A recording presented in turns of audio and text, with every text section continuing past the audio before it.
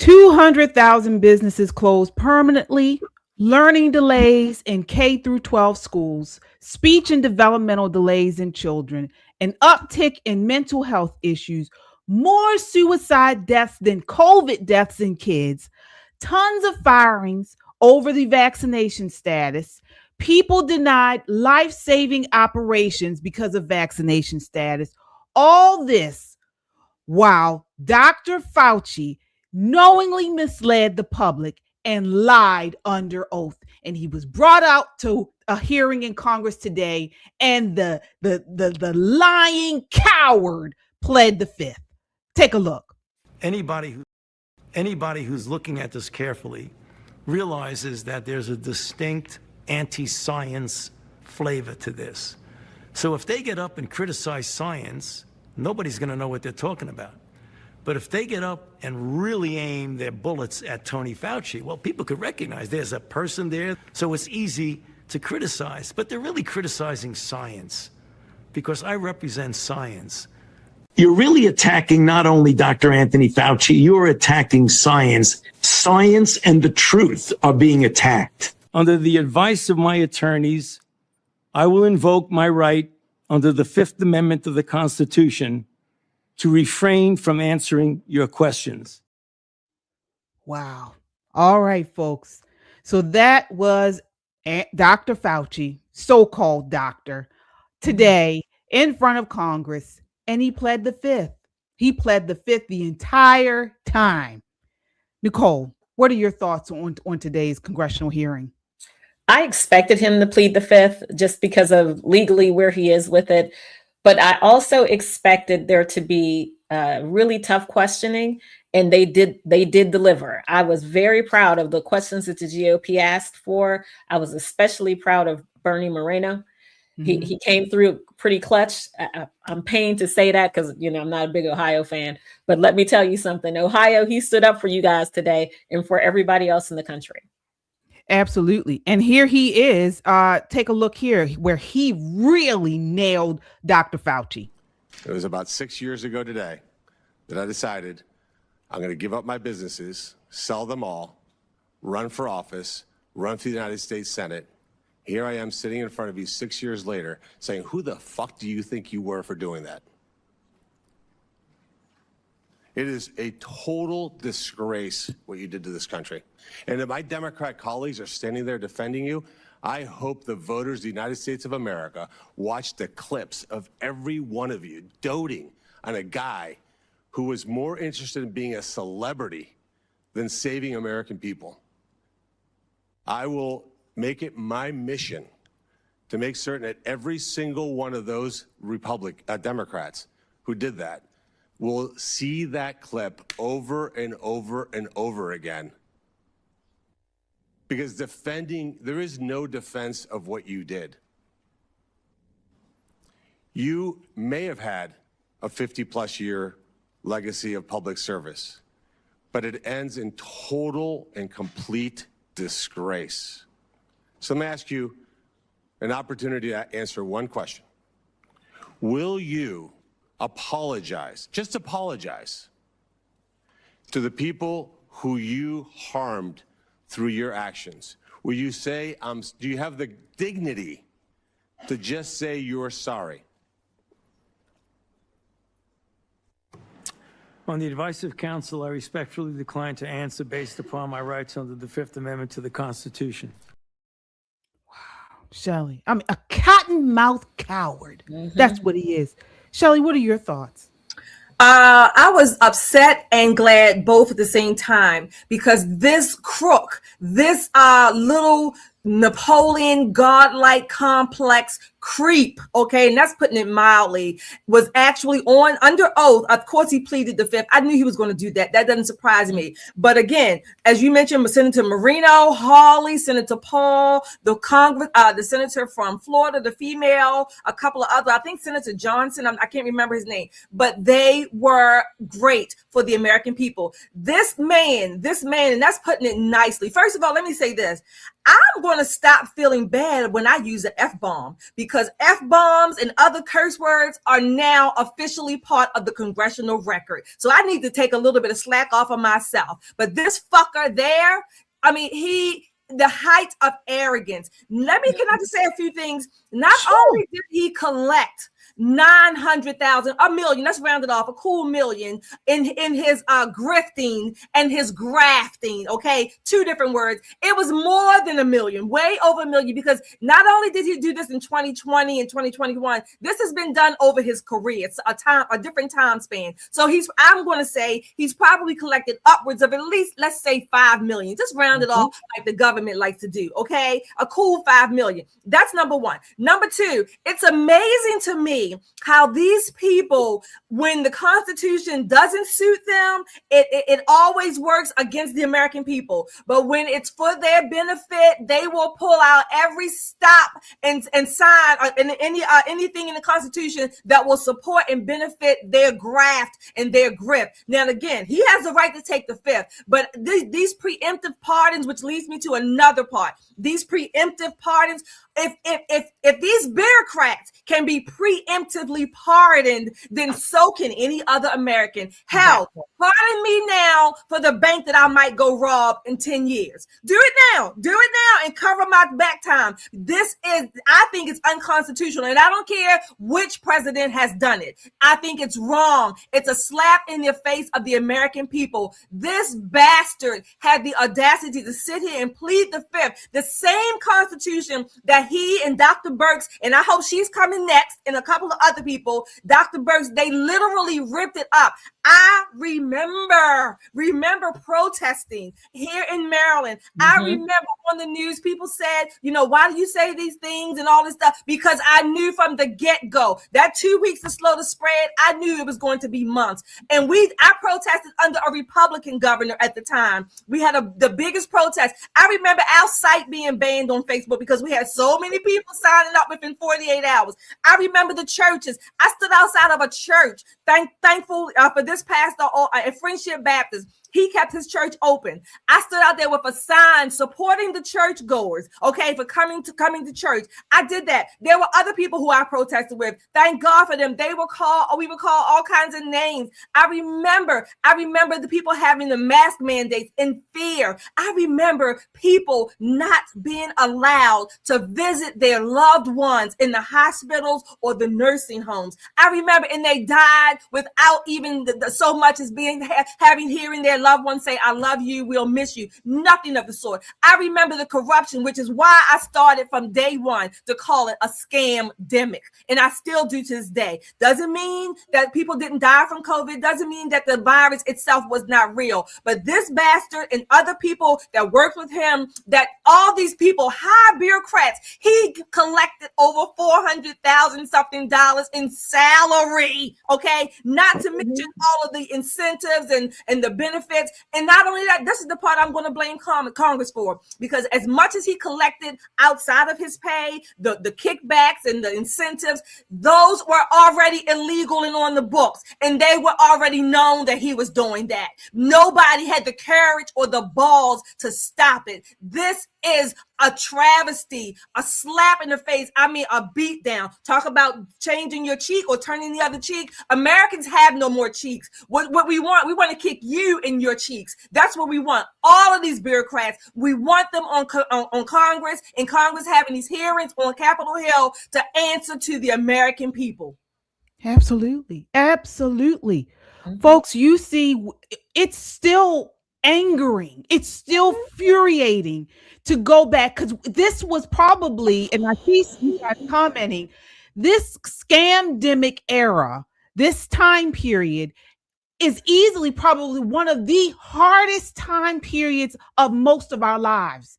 I will even go far enough to say, and I'm not trying to offend anyone, but anyone who was not close to 9/11, like you had someone that died in 9/11, I say this is running neck and neck as one of the hardest time periods of our lives.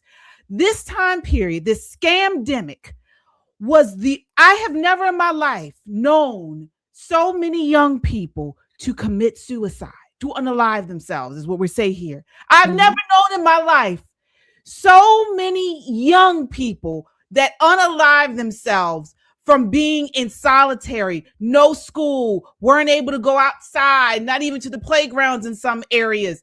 This was a hard hit time period. And guess what, folks? And I know in the comments, some people say, well, we don't want to racialize this. Well, we do this because we're trying to call out the left who do this for everything. Black folks were hit the hardest. Okay, so for all these Black folks that continue to vote for these Democrats who, as we saw today, they clearly stood up for Dr. Fauci. All right, Black people were hit the hardest. All right, according to the CDC and the NCHS data. Okay, once researchers level the playing field and compare every group as though it had the same age makeup, because we know elderly people were hit very hard, the hardest group out of everyone. But when you level the playing field as far as age group, Black, Hispanic, and especially American Indian and Alaskan Native American suffered higher COVID death rates than any other group. All right. The raw numbers can hide that disparity because the white population is older on average. Okay. And the COVID mortality rate rose sharply with that age. But age adjustment strips away that statistical cover and shows which communities were hit hardest. So you folks are voting for your demise because the Democrats sat up there in that hearing and ran cover for this lying coward. That's what they did. We are so upset by this. All right. Let's go. We have some comments here. I want to read the super chats, please, before we really dig into this. Right. Kung Fu CJ, thank you, Kung Fu. Okay, ladies, this is a hot topic here. Yeah, it's hot, and it needs to remain so until we get everybody on Capitol Hill on the record and questioned, and whatever else needs to happen. That's what it needs to be. Hi, Liberty Girl. Thank you for joining us tonight. I thought that since the POS, the piece of shit, got a pardon, he wasn't able to plead the fifth. Technically, he's not, but Rand Paul and the other senators, I think they just voted or they're in vote or thinking about voting to hold him in contempt. Good. This bastard, again, Deborah Birx, all of if you, like you said, KJ, comparable to 9/11, if you will, that fear, the whole pall that was over the country. In 2 weeks, people literally lost their livelihoods, okay? Small businesses, medium size, lost their livelihoods. And the kickbacks that many of these bureaucrats got from these vaccines, these pharmaceutical companies, only to have the pharmaceutical companies have carte blanche immunity from any kind of injury or adverse reactions. They got immunity. And these bureaucrats, namely Fauci with his fearful self, got away with it. This needs to come to a conclusion. These hearings need to take place every day until we get to the bottom of it. Absolutely. Folks, take a look at this next clip. This is the man who went viral for calling out Fauci for his lies. All right. When they tried to, he's a slimy snake that Fauci was trying to coax this man to get the vaccine. All right. And this man should be a hero. His name should be up in lights. Okay. As how he broke down Fauci in DC. All right. Take a look here. This is clip 2. And 9 months is definitely not enough for nobody to be taking no vaccination that you all came up with. The only reason I'm talking to you right now, as close as we are, is that I've been vaccinated. Right. But if it allows thousands of people like you don't get vaccinated, you're going to let this virus continue to percolate in this country and in this world. Something like the common flu then, right? And not it's like much more serious than the flu. Well, the flu kills a lot of people annually too. You know how many people died of the flu the last year? I mean, not this year, virtually none, but the previous year, about 20 to 30,000. You know how many people have died from COVID-19 in the United States? 600,000 Americans. The number that you all giving that died, that's once again, that's you all's number. You gonna pass? Yeah, definitely.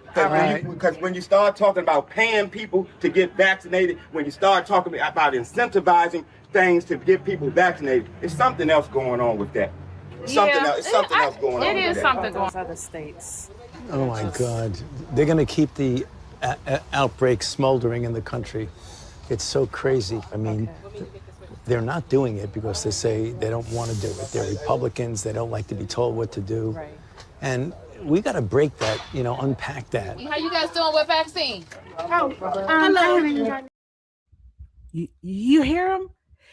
That sentiment is what most of the left, they are trying to break us, break our liberty, break our freedoms, okay? Break us from being resistant, all right? Did you hear what he said? Shelley, did you hear what he said? Absolutely, I heard what he said. I mean, why should we take any advice? That man is just a lowly worker. You know what I mean? He doesn't have the credentials or the titles and the status and the positions that Fauci and Muriel Bowser, or whoever, whatever her name is, that he doesn't have that. How dare he even think that he can be on a level with them to even talk to them? I mean, he's probably a manual laborer. You know what I mean? What does he know? What does he know on his little menial salary or whatever? He's a nobody. And this is the attitude that we get from the people who actually take our money that we pay them for. This is the attitude that the rest of Americans, that they don't owe us an explanation. We actually owe them, that they are above and beyond. This is one of the things about not that man per se, but not just the left, KJ. I'm sorry, but this is one of the things about me. This is why groupthink is one of the things that I will probably fear. If I fear anything, it's probably that,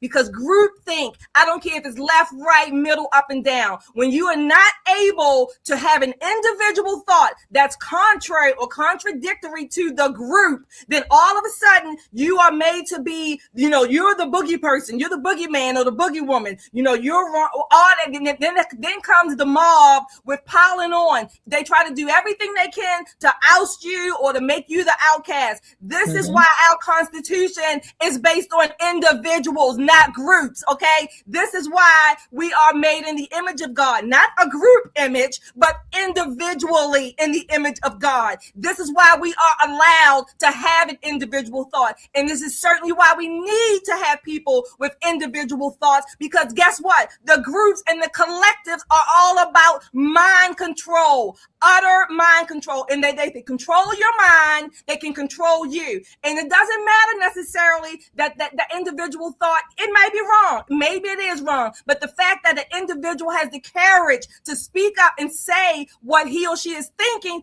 possibly wrong. Maybe it needs more evidence. But if you go against the group, you're made to be the outcast, and you're made to look like you are the foolish one. Damn it, damn it, damn it. This has got to stop. I don't think the groupthink mindset culture is going to stop. That's going to be a mainstay. That's from the beginning of time. But there needs to be more individuals who are willing to stand up and speak whatever they're thinking to their group, even if it might be wrong. It can be corrected, maybe more information, whatever. But don't be in fear of the group. That's what we don't need. Yeah. And Nicole, so not only did they use fear, but then they tried to bribe people. All right. They tried, and they're still doing it. This is the whole socialist line, trying to get you and say, okay, we'll give you free stuff, but you have to be under our power and control. Take a look at this next clip. Remember when the former mayor of New York City tried to bribe people to get them to take the COVID vaccine. Fries when you get vaccinated? I got vaccinated. You're saying I could get this? These delicious fries? Wait a minute. But there's also a burger element to this? Let me check with Bill Neathart. Is it too early in the day to eat a burger? No. This could be breakfast? Okay. I want you to look at this and think about, again, some people love hamburgers, some don't. Really want to respect all ways of life. But if this is appealing to you, just think of this when you think of vaccination. Vaccination. I'm getting a very good feeling about vaccination right this moment. Nicole, I mean, can you believe that's actually real? Oh, I know. Listen, the height of COVID. I mean, when people were frothing at the mouth, everybody should stay home, cover up your windows, 6 feet, and all of that foolishness. I went to work every damn day. Do you hear me? Every day. Did not miss a day. We even picked up an extra day. It was so dangerous. It was out in the air, except for the people who had to go to work. COVID free. So make it make sense. Now, as far as that black man, let me tell you this. Anytime the United States government in any form, whether it's a local politician, state politician, federal guy, knocks on your door and tells your black self that we're going to give you something free if you take this experimental vaccine, history has taught us that that's not a good look. Henrietta Lacks, anybody? Right? They harvested her tissues without her consent. Tuskegee's syphilis experiment, the radiation experiments, Jay Sims way back in antebellum South, and he's doing all of these gynecological surgeries on black women without their consent. All of this, I will give you some peanut butter. Maybe a 10-pound container of peanut butter. Take this experimental vaccine, and it's syphilis. It makes no sense. Here's a man who's standing on history. He's standing on what he knows. And you can roll out any black person, any black mayor, any black councilwoman you want to knock on some doors. What you're going to get is the truth. You're not vaccinating me with something that I don't know that works, especially if it's for the flu and I am a healthy adult person. No, thank you. Now, if I were 99 and 1 foot on a banana peel and 1 foot on the grave, I still wouldn't do it. How about that? Because I know how y'all work. We're not doing it. It made me immensely angry to watch that smug bastard sit there with his $5 million come up and look dead into the camera and take the fifth. I was almost as angry as this good man. This volume came out in 2023. We had a clandestine meeting for church. Church had to go underground. Wow. We had to sneak out to praise Jesus. We had to get together behind places where we couldn't be seen by the police because our own Republican governor, Larry Hogan, had a snitch line. Call them. If you see your neighbors out having a good time, if they're doing more than walking around the block, call. If you see somebody, people called on me like a religion. But guess what I was doing? Going to work. Essential personnel. Apparently, COVID didn't attack essential people. It was just for regular folk, right? It attacked people who went to church, but not people who showed up to protest. Protesters were exempt from COVID too. Do you see how this rules for thee and not for me kind of worked out? Oh, yeah. What we know to be factual about Anthony Fauci is that he's been waiting for something to happen to make his mark since 1966. He's been waiting to make his mark on American medicine. It wasn't enough to be a top earner in the federal government. More than $485,000 a year. That's top tier salary for any federal government worker. Here he is, a man who spent all of his adult life working for the American people, but won't give us answers when asked by our representatives. He got an auto pen pardon from Joe Biden. That should be cause enough. That should go directly to the Supremes. That should be emergency interim docket. Let me tell you something. This man is a criminal. Treason of the highest order. Because in this book, again, 2023, Dr. Paul lays out the case that Fauci already knew about the gain of function testing. There were emails that proved that he knew that then. So why were Americans thrown out of their places of work, out of their places of worship? And what has happened to our children? You've seen these teen takeovers. These kids have no social skills whatsoever. None. Skills. You see the body cam footage where you see young people who spent 4 years sitting inside of the house. They can't even get a damn ticket without losing their stuff. We have a whole generation of kids who are on Wellbutrin like our generation was on Flintstones. Wow. We are upside down with this man. And let me tell you, if we can't prosecute him here, I strongly suggest that we turn him over to the international court, maybe Poland. That's a good country. Somebody pick him up and drop him over in Poland and let Poland do what they need to do. But he should be put to death for what he's done to the American people. Absolutely. Absolutely. and talk about, I mean, folks, you all are lighting the chat up with the stories that have that happened to you, all the things that happened to you during this scam-demic. All right. I mean, I can't believe it. It's bringing back chills. It's giving me chills going through this again, seeing this man at this hearing and going through all that we went through. We all went through this, some worse than others. But I mean, we see what you guys are saying. We have some more super chats here. Keep it coming, folks. Yeah. Yep. Thank you guys for chiming in. Josh, hi Josh. Thank you for your $99.99. Happy Monday, Pop fam. Here's to correcting the wrongs of the scam-demic. Sorry I had to work late last week. That's okay, Josh. Let's get this criminal cabal. Absolutely. Our Liberty Girl is back again. Angel Studios has a documentary called Thank you, Dr. Fauci. Thank you, Dr. Fauci. Yes. 3 = 1. Thank you for joining us tonight. We were banned by family members who continually asked, when will my household get the jab? I followed Dr. Peter McCullough and his protocols. Absolutely.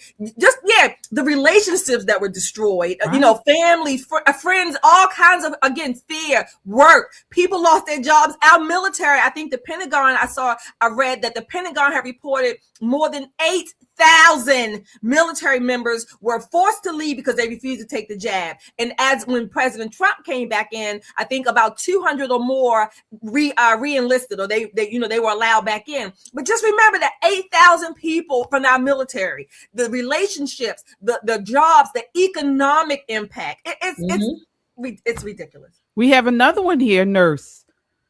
Blah blah Black Sheep, thank you for your $50. I've already said this, but I was a nurse and I was compelled to get the Moderna ×2. I refused the second 2. I got pregnant about a year and a half later, and my baby has a very rare chromosome disorder that no one in our family has. Wow. That's I'm sorry. ridiculous. That is absolutely obscene. Folks, I mean, we know I'm so sorry to hear that. And we see all of you guys talking about all of the things that you went through during this scam-demic, this not only during the lockdowns and everything, but also the vaccine injuries. We haven't even got to that. But folks, let's talk about his diary. All right.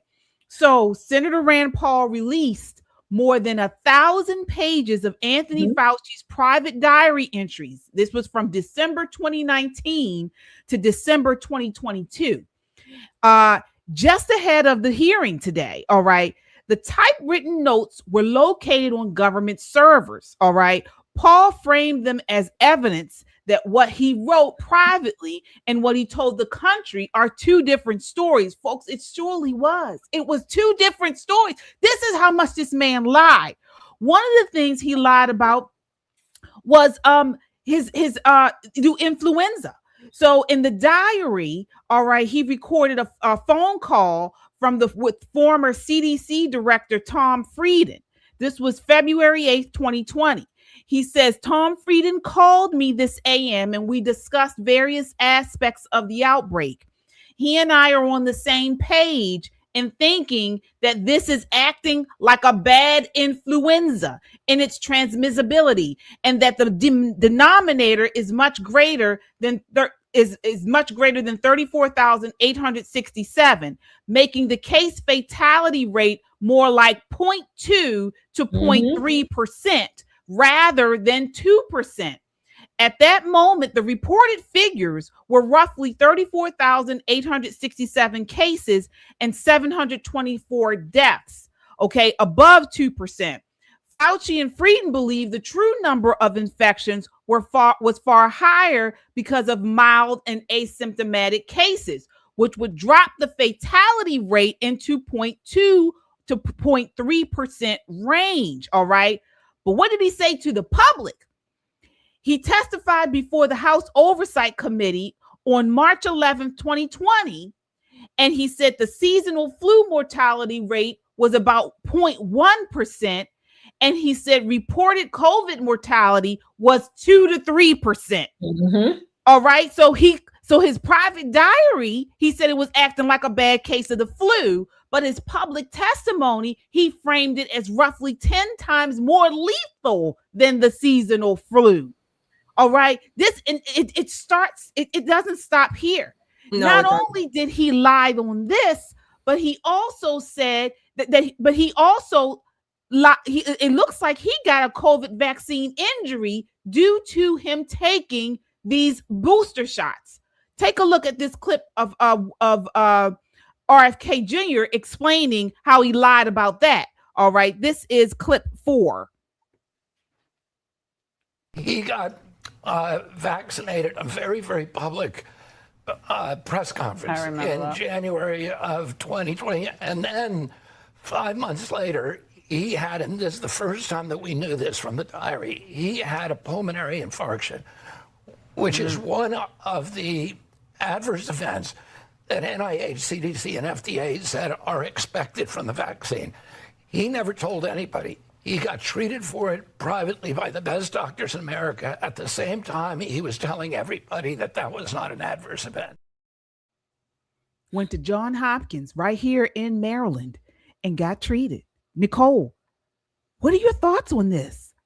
Listen, again, you would be surprised. Well, maybe you wouldn't, but you would be bowled over by how many people went to Hopkins privately and got treated for MIs, for TIAs, for strokes, all of these cardiovascular and other vascular incidents. And it's still happening today.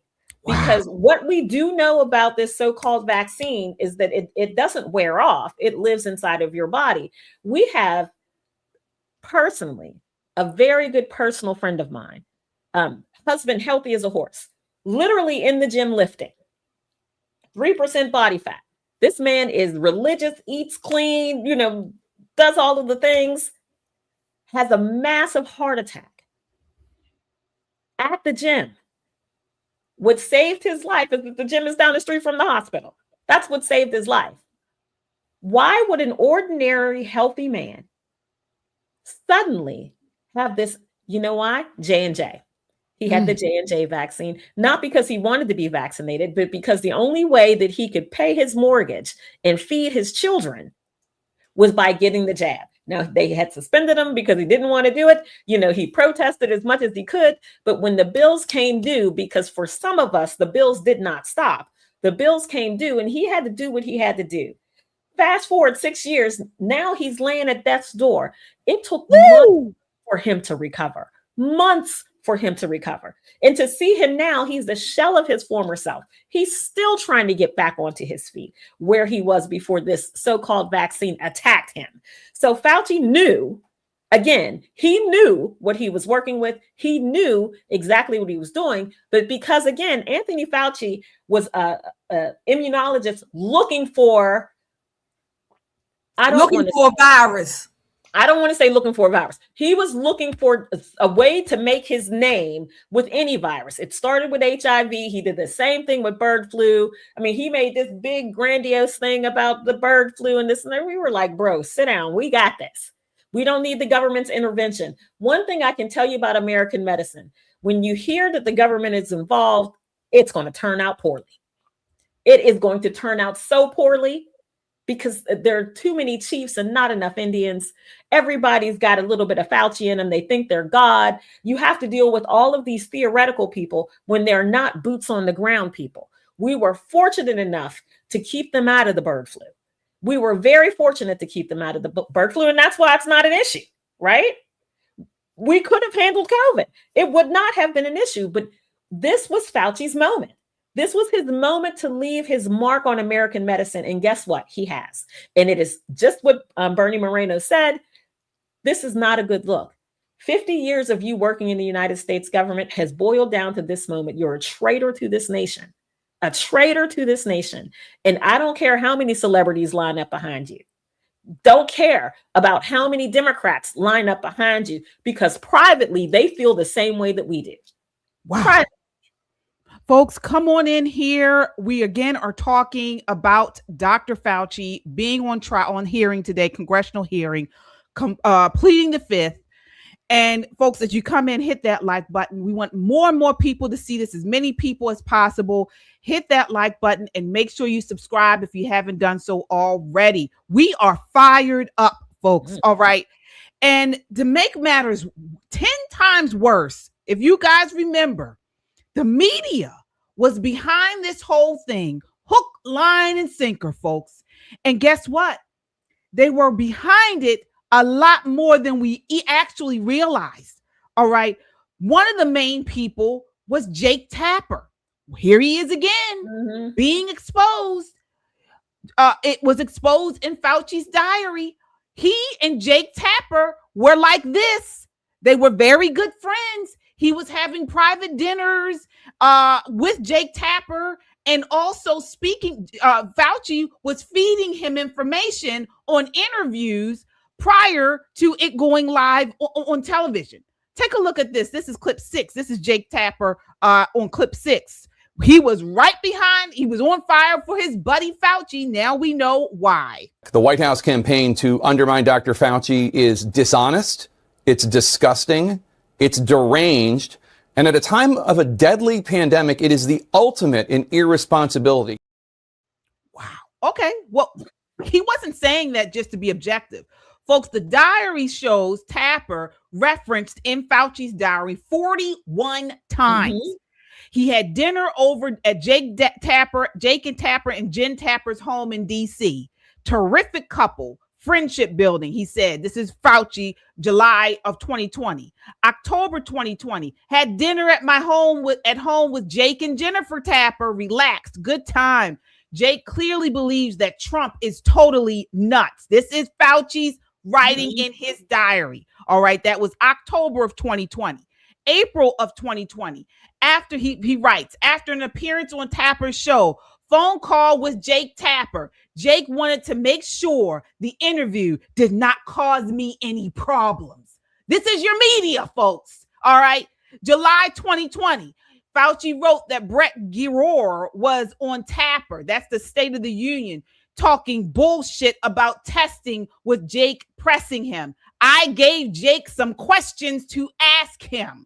All right. Later that day, Tapper texted and called, furious at Trump for criticizing the interview. This is Fauci writing in his diary about all this stuff, his friendship with Jake Tapper.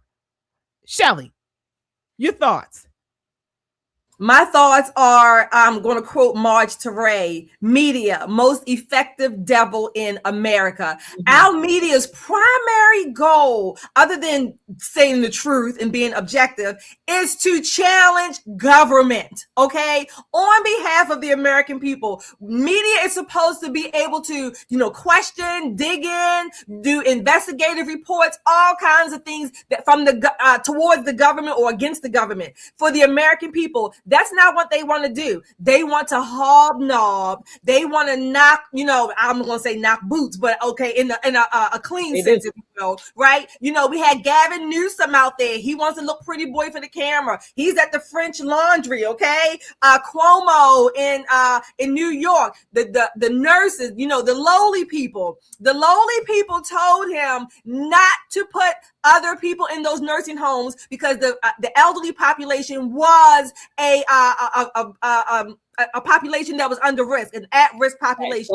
No, that didn't matter. Those people had to be commingled with those other nursing home residents, and thousands died, okay? But these are just the lowly people. We're not of the likes of Fauci and the Cuomos and the Newsoms and the Burks and all those other people. No, we're not. So we don't deserve the same status or appreciation just as Americans. So this is why two things. This is why now in 2026, this is why we have more, more people believing, not trusting the government, number one, thanks to all of this from COVID, even more so than at any time in our history. And this is why I believe there's more people believing, or maybe even advocating, if you will, certainly saying that we do have a two-tier system of justice. There is justice for thee and not for me. That's how it works. If you had the status, if you have the money, the prestige, you will have a different justice than the lowly American people that we pay for your salary and all the other graft things that you do. I was floored almost when I heard how many awards and accolades this man petitioned for. Not only did he do it himself, he did it on government time. That's our time. That's our time. He did it on government time, using government resources and using government employees to do his bidding. I mean, he made out like a bandit, as they say. Yeah, Nicole. I mean, it wasn't just Jake Tapper. All right, Dana Bash on CNN. Okay, after Fauci's heated exchange with Representative Jim Jordan, Bash texted Fauci. All of this is in Fauci's diary, folks. All right, for you guys just coming in. Fauci wrote these things privately, but did something else publicly. He wrote in the diary about Dana Bash. I just watched the whole Jordan thing. Again, you're a better man than I. As our friend Wolf Blitzer said to me yesterday, no one would have blamed you if you had simply, if you said simply, Mr. Jordan, go F yourself. She later pointed him to a Vanity Fair headline mocking Jordan. This is what Fauci wrote that Dana Bash said to him about this interview. Also, Chuck Todd from NBC. Fauci's put in the diary. Fauci sought his advice on whether to respond to criticism from Fox News.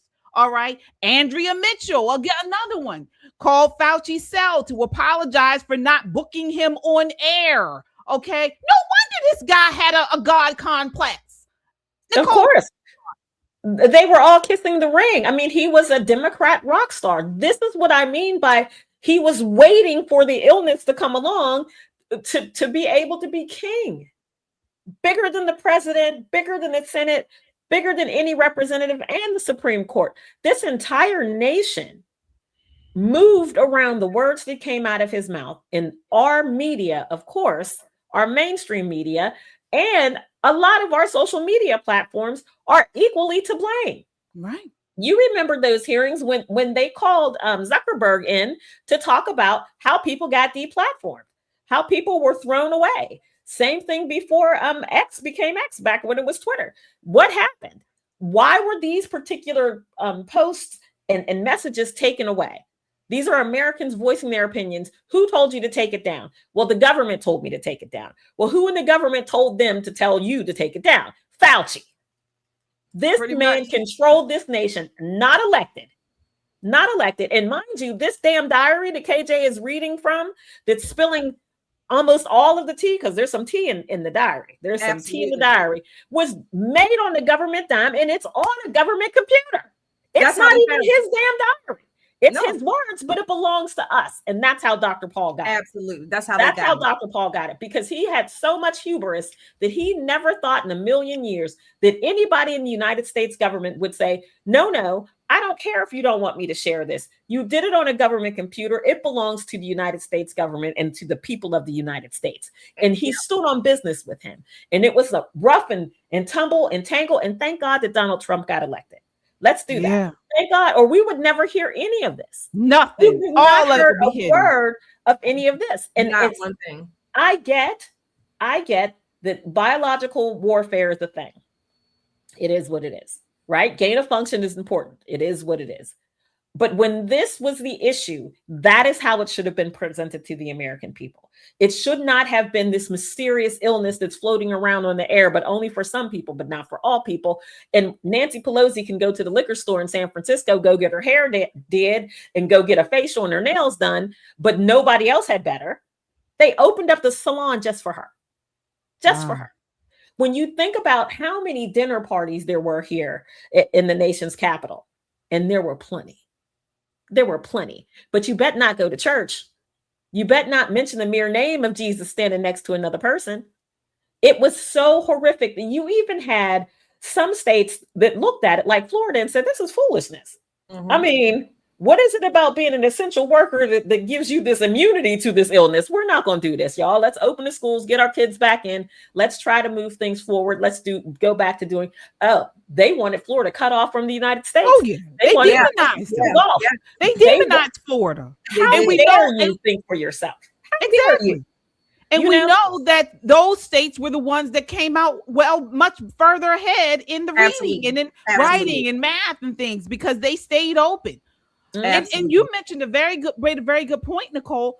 let's talk about another thing in the diary that was brought to light that he lied about: the COVID origins. All right. Yes. On January of 2020, he wrote in his diary, "It now appears, using EPI data and genomic data, that the first infection was in early December and was not connected to the market." Now we know the market was not the source. It was the amplifier. Then in January of 2020, January 31st through February 1st of 2020, he recorded a conference call with roughly a dozen top scientists. Only 2 firmly believed the virus was natural. The rest thought deliberate insertion was possible, specifically citing Xi Jinping's gain-of-function work on coronaviruses, adapting the spike to human ACE2, and the Wuhan Institute of Virology. Fauci noted the issue. We could not let this go. But his public stance was very different. For months and years afterward, he repeatedly described the evidence as totally consistent with a jump of a species from an animal to a human. He downplayed the lab leak hypothesis and in early statements treated serious discussion of lab involvement as fringe or conspiracy territory. He later claimed he always kept an open mind. Shelley, I mean, this is huge. He's clearly writing in his diary. He knew that this was a lab leak, and in public, he's saying it came from a species. From this, yeah, and you're right, KJ. That January 26th entry, and right before that, at the end of the January 25th, that day before, he had the audacity to ask, "Why are the Chinese reacting so dramatically by essentially shutting down the entire country?" Then this bastard gets here on TV in DC and advocates that everything gets shut down. Then he lies about it. Of course, he didn't tell anybody, but he talked to the governor of California, certainly New York, and whomever else to say, he was applauding them for shutting it down. This is the height of arrogance. He doesn't even want to own anything. And his little computer skills, whatever, he kept. I like the fact that he wrote down every day, just about. He wrote down something every day. The interviews, all these things, he wrote it down. And now you see the two sides, if you will, of Fauci, and they don't look good either way. They come out screwing Americans. They come out screwing. This man rode this graft until he retired, and he still collects a check. And look, Pete Hegseth, I didn't agree with you, but Pete Hegseth wanted to remove the retirement pay from that military guy for speaking out, whatever he said. Then why can't we do this for Fauci? Why? Why can't we take back his retirement that he still collects upwards of thousands of dollars on our dime? Why? Why can't we do that? This is just disgusting. All these people, I mean, it's so infuriating when you still think about it. It is infuriating. It is. It really is. I mean, from the lockdowns, that was another diary entry where he explicitly took credit for influencing policy. He said that he convinced the New York City mayor, Bill de Blasio, who we showed earlier, to close NYC schools. All right. Then advised closing bars and restaurants. He had another entry about California where he told Newsom's chief of staff told Fauci, the governor, decided to close schools, bars, and restaurants based on my TV appearances. But again, in his public stances, he in 2022 he gave interviews to ABC and The Hill, and in 2024 congressional testimony where he denied recommending lockdowns or school closures, stating variations of "I didn't recommend locking anything down," and claiming he had nothing to do with school closures. I mean, Nicole, we said at the top of the show how we've got so many kids to this day have not caught up from the lockdowns of these school closures. We had suicides. We had kids go hungry because some of them only eat in school. Yeah. Why aren't people storming the streets? That's so infuriating. You know what it is they bought the propaganda. And because they're still being fed this propaganda, they are still being fed that COVID was real. This was, and the media ignores it. They're not reporting on this. They're absolutely not. How can they when they were complicit? So we're going to ask the Fox to be in charge of the hen house and then be mad when the hens are dead. I mean, that's really where we are with the mainstream media. Here's the problem. When you had people speaking out, telling the truth, they were shut down in a way that America has never seen before. They erased their whole public persona. When they take you off of all of your social media, right? You're not allowed to leave your house. You can't go to work. Your kids can't go to school. You are effectively erased. Effectively erased. And that was, in addition to all of the illness, that was a really scary thing for people who love our civil liberties. When I tell you they took away our rights, they took away our rights in front of our face and dared us to do something about it. And Americans on whole sat back and didn't do a damn thing. And that showed them in that moment that Mandami can do what he's doing in New York. The Seattle mayor can do what she's doing in Seattle, because Americans won't fight for the very rights that our forefathers fought and bled for. We won't. We're happy to say, well, okay, well, you know, we're not allowed to go out. If I go out, somebody's going to call the police. So let me tell you what happened when somebody calls Larry Hogan's snitch line, because they called it a lot. State police show up at my door. Ma'am. Yeah. Yep. Okay. Hi. Here's the letter that I typed myself, right? I had to make myself essential. Made myself essential. Here it is. I'm an essential person. Oh, okay. Well, your neighbor saw you going to work and this and that. Right. I'm allowed to be on the outside of my house. I am still an American. Well, you know, the governor doesn't want people. I said, well, then Larry should stay home. Feel me on this. Now, y'all know I'm a Republican through and through. I rock with Republican candidates. I'll find something I like about you and hang my hat on it. That was the death knell. That for me was the cut. That was the cut. And God knows I worked my butt off to get that man elected twice. Worked my butt off to get that man elected twice. But what he allowed to happen to the great state of Maryland was unconscionable. Absolutely unconscionable, especially when there were other states questioning. All of those governors who were questioning, imagine what it would have been if they would have banded together and said, you know what? This don't sound right. We need more information. Fauci just wants to be a rock star. Right? Oh, yeah. We knew about him in HIV and AIDS. We knew about him in bird flu 1 and 2. We knew about him. We knew that he was waiting for, like Shelley said, a virus to come along that would cement his reputation for the rest of his days. We knew this. If we knew that as lay people, surely these governors knew that.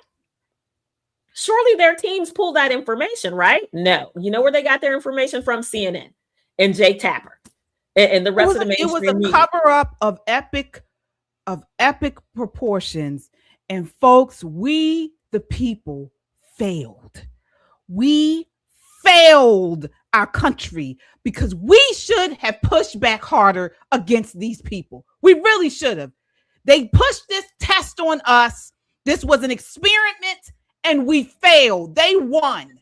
And it's just a matter of time before we experience the next thing like this. Because they already know that too many of us are going to lay down and give up our rights and everything that goes along with it.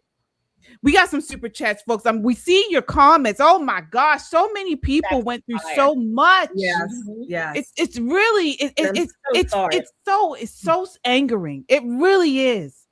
Shelley, what do we have here? All right, who do we have here?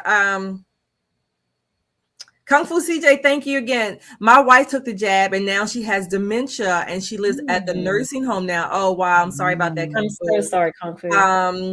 Just trolling. Thank you for your super chat. Watch the planning of this fraud in Event 2001 pandemic exercise. Yeah. This is Ross Mickens. Thank you for your $5. Maryland said they would have 10 $40,000 lotteries for those who got the jab. Have you all heard of anyone that received that money? It was all too fishy. Yeah, no, I don't know. Did you guys hear about that lottery? Yeah, I remember that. I remember the lottery. Yep. I remember that. Pat, thank you, Pat, for your $10. I have a friend who got blood clot from Johnson & Johnson and now lost his or her leg. Another one from Ross Mickens. Thank you for your $5. I had a friend, 32 years old and healthy, excited to start the first year teaching kids. The jab on Wednesday, found deceased at home at his desk on Sunday morning. Wow. Sorry about that. Wow, Kung Fu CJ, thank you again. Nicole, my nephew's company catered those dinner parties. Yeah. There were a lot of them. It was okay. Again, what's good for thee was not good for the rest of us. Mike, thank you for your $10. Like Nicole, I'm a doc. I left the city, went to the country house, and kept my kids away from those syringes. And did you see the news on ivermectin? The studies he suppressed. Right. Yes. In order to make it an emergency vaccine, he suppressed the use of ivermectin. Yep. You couldn't even say ivermectin. Mortality from ivermectin was way less, and more ivermectin and a common steroid that's used all over the world and certainly in America, prednisone. Prednisone and ivermectin would have done wonders, basically, a steroid, okay, which is commonly used for respiratory illnesses anyway. Thank you, Bernie. Hi, Bernie. Hi, lovely ladies. Hope this doesn't get me kicked out. I like to turn Fauci's face inside out. Nope, it wouldn't get me kicked out. You're welcome here. You're welcome here. Is that DM? Thank you for your $5. Facts matter. God is exposing evil. Yes, thank you all so much. Debbie, thank you, Debbie, for your $10. My husband got cancer 4 months after taking the vaccine and passed away. April 2024. Oh my God. I'm so sorry. Wow. So Gloria, sorry. Thank you, Gloria, for your $50. My daughter said, get the shots or don't. Oh, okay. My daughter said, get the shots or don't see our grandchild. Wow. She got all shots and all boosters. She got COVID 7 times, different times. She works from home and her groceries are delivered. Both of my half brothers died from COVID complications in 2021. Wow. I mean, it's horrible and sad listening to some of your stories. Again, families, losses, relationships broken. This stood out to me reading from the diary on March 10th, 2020. This is what Fauci wrote. For better, one in fourth paragraph, for better or worse, I am becoming an international celebrity. Calls from all over the world. That's what he wanted. He wanted the fame, of course, the fortune that goes along with it. He wanted the notoriety. He wanted to be known. Remember, he is science. When you challenge science or you challenge him, you're challenging science. Again, this man should be hemmed up by his balls, okay? Whatever little balls he has, that little man needs to be hemmed up. And again, I want to see Deborah Birx, all of them people that was at that, I can't remember what date in the diary, he listed this conference call or some kind of telecall. It's like 15 of them. I want them all coming to answer. They all need the answer. It's here again. This was written by Rand Paul in 2023, right? I think it's the second chapter. Nope, it's the third chapter. It's called Fatal Conceit. And that's what we talk about when we're talking about Fauci. It was more important for him to submit his legacy than to do the right thing. Now people will say, well, he never knew it was going to spin out of control. According to his diary, yes, he did. He absolutely knew what he was doing. Absolutely knew what he was doing. I think about all of the ways that our lives were disrupted. And those of us who did push back about our lives being disrupted, and I mean push back hard, there were repercussions, honey. I'm telling you, there were people who were so vehemently angry with me for living my life. Listen, you can be a sheep. And I'll defend your right to be that sheep, but don't expect me to be a sheep because you're a sheep. Let the state boys keep knocking on my door. How y'all doing? Guess what? I'm still going to work tomorrow. I'm definitely getting in my car and I'm going to drive all by myself on that beltway and enjoy that smooth ride into work. And I'm going to go have some lunch. How about that? And then on Saturday, I'm going to a private dinner with some of these elected people who were having private dinners.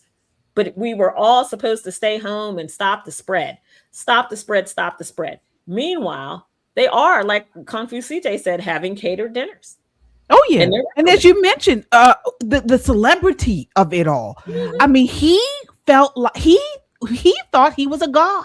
Yeah. He thought he was a god. As you mentioned with the celebrities, I mean, he particularly made a lot of entries in his diary about Barbara Streisand. So she called his phone back in February of 2021. She asked whether it was okay for her to get the mRNA vaccine, and he told her yes. They talked more generally. This is all in his diary. Fauci mentioned that he listens to her songs on Alexa while working. Streisand said she didn't know what Alexa was. Later that evening, he accidentally butt dialed her, he wrote. She said she had been planning to call him anyway because she wanted to know if there was any difference between the Moderna and Pfizer vaccines. He told her there was none. He then demonstrated Alexa by holding the phone near the device and asking it to play Barbra Streisand songs. When the music came on, she started laughing and absolutely loved it, he wrote. He described it as a great call. So again, this is, I mean, he wants to be a celebrity. I mean, he wrote all this in a diary. I mean, like a 13-year-old just got a period. Okay. Yep. He copied, May 2020, Fauci copied an email Streisand sent him expressing appreciation for his important, consistent work and thanking him and his colleagues for constant guidance, patience, and reassurance. I mean, the list goes on. He wrote about her. He wrote about Josh Brolin. He wrote about Julia Roberts. The man, this was what he was doing.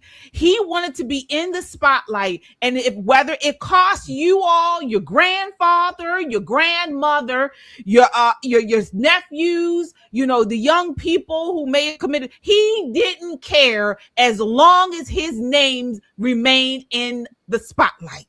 It's sick. It is sick. It is sick. It's amazing when you think about it. Now, on his own, let's just say on his own, with all of his education, his knowledge, his scientific background, that wasn't enough. He couldn't just do his job or, do science, so to speak, the right way, the research, the hypothesis. He couldn't do all that. He couldn't manage and direct the NIAID. He couldn't do that. That wasn't enough for him. That was not fulfilling for him. The good that he could have done, okay? That wasn't fulfilling. He wanted the fame. He wanted the fortune. I mean, he made almost $500,000 a year anyway on our tax dimes. Okay, that's right there. But that wasn't enough. He wanted to be noticed in the papers. He made entries in his diary, April, about the Washington Post, and some other article made a good post about him and Deborah Birx, and a nice article. He made mention of these things. It's so it's just so ironic that when you can have good, you can do good, you can be doing great things that matter, that have meaning, and that's not enough. The fame and the fortune will knock you down every time. Seeking it just for the sake of it, seeking it for the sake of it, for your own vain reasons, your own vanity. That's it. I was wondering, watching him today, I wonder what his family thinks of him. I don't know. I'm just wondering. These things went through my mind. What about his friends? What are they saying about this now? These things that are coming out. I just would love to know, just from a human perspective, on a human level. But I don't. This man, when he sat there and he over 100 times, evoked the Fifth Amendment, asserted the Fifth Amendment, I came away with, what? Nothing that they are saying is registering to him. It doesn't matter. He has this. He has this. I don't know, this barrier, built-in barrier, where he has sort of carted himself off from the rest of humanity. He's not fazed one bit. As a matter of fact, he came on purpose. Yes, he was subpoenaed. He came on purpose as well, so that he could be on record of saying that. It's almost like, I'm Fauci. Y'all not going to move me one way or the other. I'm going to say, evoke assert the Fifth Amendment, and I'm still going to look and be who I am in my own mind. Damn the rest of you. That's the way He's a snake. He's a snake. And we know, you brought up a very good point about the vanity. Folks, Satan's first rebellion was rooted in vanity. He wanted God's glory. He wanted his authority. He wanted his place. And so this is why vanity is so dangerous, because it starts by making a person obsessed with how they look, how they're praised, how they're received. And then it convinces them that the image matters more than character. So he could have found the cure to cancer and he still would have craved the applause. Okay. That's what it's about. And this is why he's so sick. And this is pure evil. This is what it is. I can't stand this man. I can't stand it. And what makes me even more upset is the people, folks. So many people just sat by and let him just run roughshod over all of this. You know, so many people lost so much. It is probably one of the saddest things I have ever seen happen in American history. Personally, just historically, just socially, it is so sad what we allowed these people to do to us. It really is. I have no words. I'm just so disgusted. And this is why this is a lot of people, because remember we did Man on the Streets during this time. And I talked to so many young people, you know, we all did, and how many of their eyes were open due to the scamdemic, due to what the left and our government allowed happen. They said, you know what, this isn't right. You know, and so I'm actually happy about that. But the Democrats are still trying to do it. They're still trying to take away our freedoms, and they're still out for power. And guess what? The DNC is now betting the farm on the midterms to help ease their money woes. Have you guys heard about what's going on with the DNC using their headquarters as collateral? Nicole, you were talking about this earlier. You know, this is a very interesting thing, in that I've never known a political party that purports to have so many wealthy donors that they could raise $1 billion for a campaign, a short campaign. What is it, 109 days? The name of the book? 109 days, you could raise $1 billion, but you're struggling to raise 17 million to pay your damn bills. How does that work? They are struggling so much that they actually put up their headquarters, the DNC headquarters, up as collateral to get a loan of, I think it's 17 or 18 million to cover their existing debt, not to help them win the midterms, but just to cover their existing debt. They're asking vendors to hold their invoices until after the midterm elections. What they think is going to happen is that the American public is going to say, well, look at all these terrific candidates. Let me write them a check. Let me go ahead on Act Blue. Don't do that. Don't put your name in Act Blue. Don't do that. But we're going to write them a check. And because I like these candidates, because I like this woman who's from Michigan and she's screaming like an old-timey baseball player, I like her. Let me send them $500. That's not happening anymore. Democrat checkbooks have been closed. They learned the lesson from Kamala. They learned that lesson 1 million, maybe 2 million times across a lot of very wealthy people. She raised $1 billion, make no mistake. But here's the party now, and they can't raise 17 mil ahead of the midterms. They're imploding. Where historically, they are supposed to be gaining seats. When there's a Republican president, Democrats win in the House. When there's a Democrat president, Republicans win in the House. This is the way historically it goes. But here we are with the Democrat Socialists of America have taken over their party very effectively. They're on CNN telling people that they want to abolish the Senate, that they want to abolish prisons of all sorts. And they're saying it not through innuendo. They're saying it out damn loud. So the party is imploding on itself. It can't raise any money. It's put its own headquarters up as collateral against the loan. Wait, where's George Clooney when you need him? George could write a check, right? Katy Perry, she could write a check. Well, where are all the celebrities? Where's all the checks coming from? Kamala could slide some money. Oh, that's right. She didn't have any money in that campaign account. She spent that $1 billion. Where's Oprah? Oprah's got pocket change. 17 mil ain't nothing to Oprah. Why are they having to do this? Because they have lost the heart of their party. They have lost their connection with the will of the American people. They have gone too far left. They have gone so far out there on the farm. Yeah, take a look. Here it is in this next clip. This is clip 7, where they're talking about the DNC chair threw his phone at somebody. They are imploding and eating their own. Somebody's watching, all right, from a bunker in the DNC. Ken Martin. sees those same commie walls closing in, and the man is straight up spiraling. He got angry and threw his phone at an intern. Quote, the phone tossing incident resulted in a formal complaint to the DNC's Human Resources Department. And it's not just HR working overtime. Where do you see finance? 99 days till the midterms, the DNC's $18 million in debt, with only 16 in the bank. Republicans, $128 million in the bank, zero debt. Democrats are so broke, they put up their own headquarters as collateral for a $15 million loan. And they're begging vendors to sit on invoices until after the election. But sure, they know how to handle your money.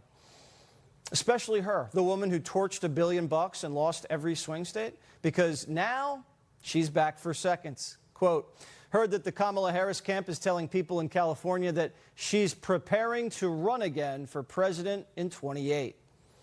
And wow. Shelley, are black folks putting up with this? Because black folks are the largest voting bloc within the Democrat Party. Are they starting to wake up on this? Yes. No. They're going to put up with it. I think they are. Oh, no. I'm saying, yes, they're going to put up with it. Particularly black women, unfortunately, who tend to vote, 90+% Democrat. So they will put up with it. But I got 3 words for Kamala Harris. Run, Kamala, run. I hope she runs, because she's going to drain them even more. I mean, they're already in debt. They don't have it. But I think a lot of the money is going to these DSAs. That's what they call themselves. Mm-hmm. That's where a lot of the money is going to. So that the old school, if you will, so-called moderate Democrats, they're not able to pull in the money anymore, which again tells me that these socialists, these DSA socialist Democrats, whatever, they're going to keep running. A lot of them are winning their primaries. But that is the trajectory of their party. So they got 2 choices. They're going to be caught between supporting the DSAs who are representing the Democratic Party, or are they going to lose out and just lose the election overall because the money getters, they're not able to get the money anymore. So they're going to have to, they're going to have to make a decision. Guess what? I have no sympathy for them because I don't vote Democrat. I don't care if they crash or burn or whatever. I don't care because I don't want them destroying our country. But those are the decisions they're going to be faced with. Nicole, gotta ask you, are black voters, which is the largest bloc within the Democrat Party, are they waking up? Some of them, but not enough to make a difference. And let me tell you this. Black women have gotten kind of mixed into what they believe to be politically powerful positions in the DNC. So their loyalty has been bought, right? You see a lot of the Democrat rules that don't kind of mirror in the Republican Party, where you have to have a man and a woman to do this and a man and a woman to do that. They've effectively ensconced themselves into the party leadership. So it's going to be hard for them to walk away from power. It's going to be very difficult. Now, the men, a whole different situation. Some of these men, and we've engaged with a lot of them, their thinking is not so much where they can gain power, but how they can keep their money, right? How their legacy is going to be remembered. Can they build generational wealth? What about their children? What about education, owning property? One of the hottest button issues when you talk to people is property tax. If I buy the house, I still got to pay taxes on the property that I already own. Well, so that's a whole thing. That's a very hot button issues when you have small focus groups of what's important to them. What you don't hear is transgender rights, men and women's sports or women's bathrooms. You don't hear any of the things that DSA is talking about. You never hear them talk about abolishing the Senate, letting criminals out of jail. They don't talk about any of those things. They talk about kitchen table issues.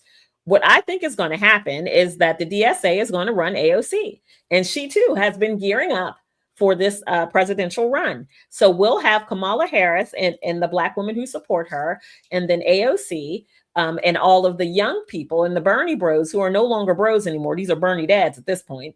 All these Bernie dudes and, some of the elitists who are going to be backing her. Now, one of these people are going to have trouble raising money, and it's not going to be AOC, because let me tell you, she's going to get money from the Muslim set, everybody who hates Israel set. She's going to get money from the Bernie bros who are now the Bernie dads. She's going to get money from every elitist who has this pie in the sky unicorn vision for the United States. She's going to get that money. Kamala is a failed candidate. not because she lost the election, but because she blew through $1 billion and has nothing to show for it. There was no bump anywhere based on Kamala being at the top of the ticket. So it's going to be harder for her to get donors to write a check. Well, one person that's tired of these Democrats, these longtime Democrats, is famous rapper Luther Campbell, also known as, we know him as Luke. All right. He is running in Florida. He's a Democrat, and he just accused the Democrats of cheating. All right. Take a look at this next clip. This is clip 8. Ladies and gentlemen, I hate to agree with Donald Trump, but on this one, I got to agree with him. These career politicians, Democrats that I've always supported, in my congressional race, they are really cheating. One of the candidates, she has people knocking on seniors' doors, telling these seniors that they will take their ballot to the box, opening up the ballot, changing the vote, and dropping it in the box. They call them ballot harvesters. I never even know this even existed. See, you know, I'm the career politician in this race. And I always said everything Trump says is a lie. He's making excuses. But he's right. These people do rig elections. They're literally going to seniors' house, and you can look at it on the data machine as to who voted and who didn't vote.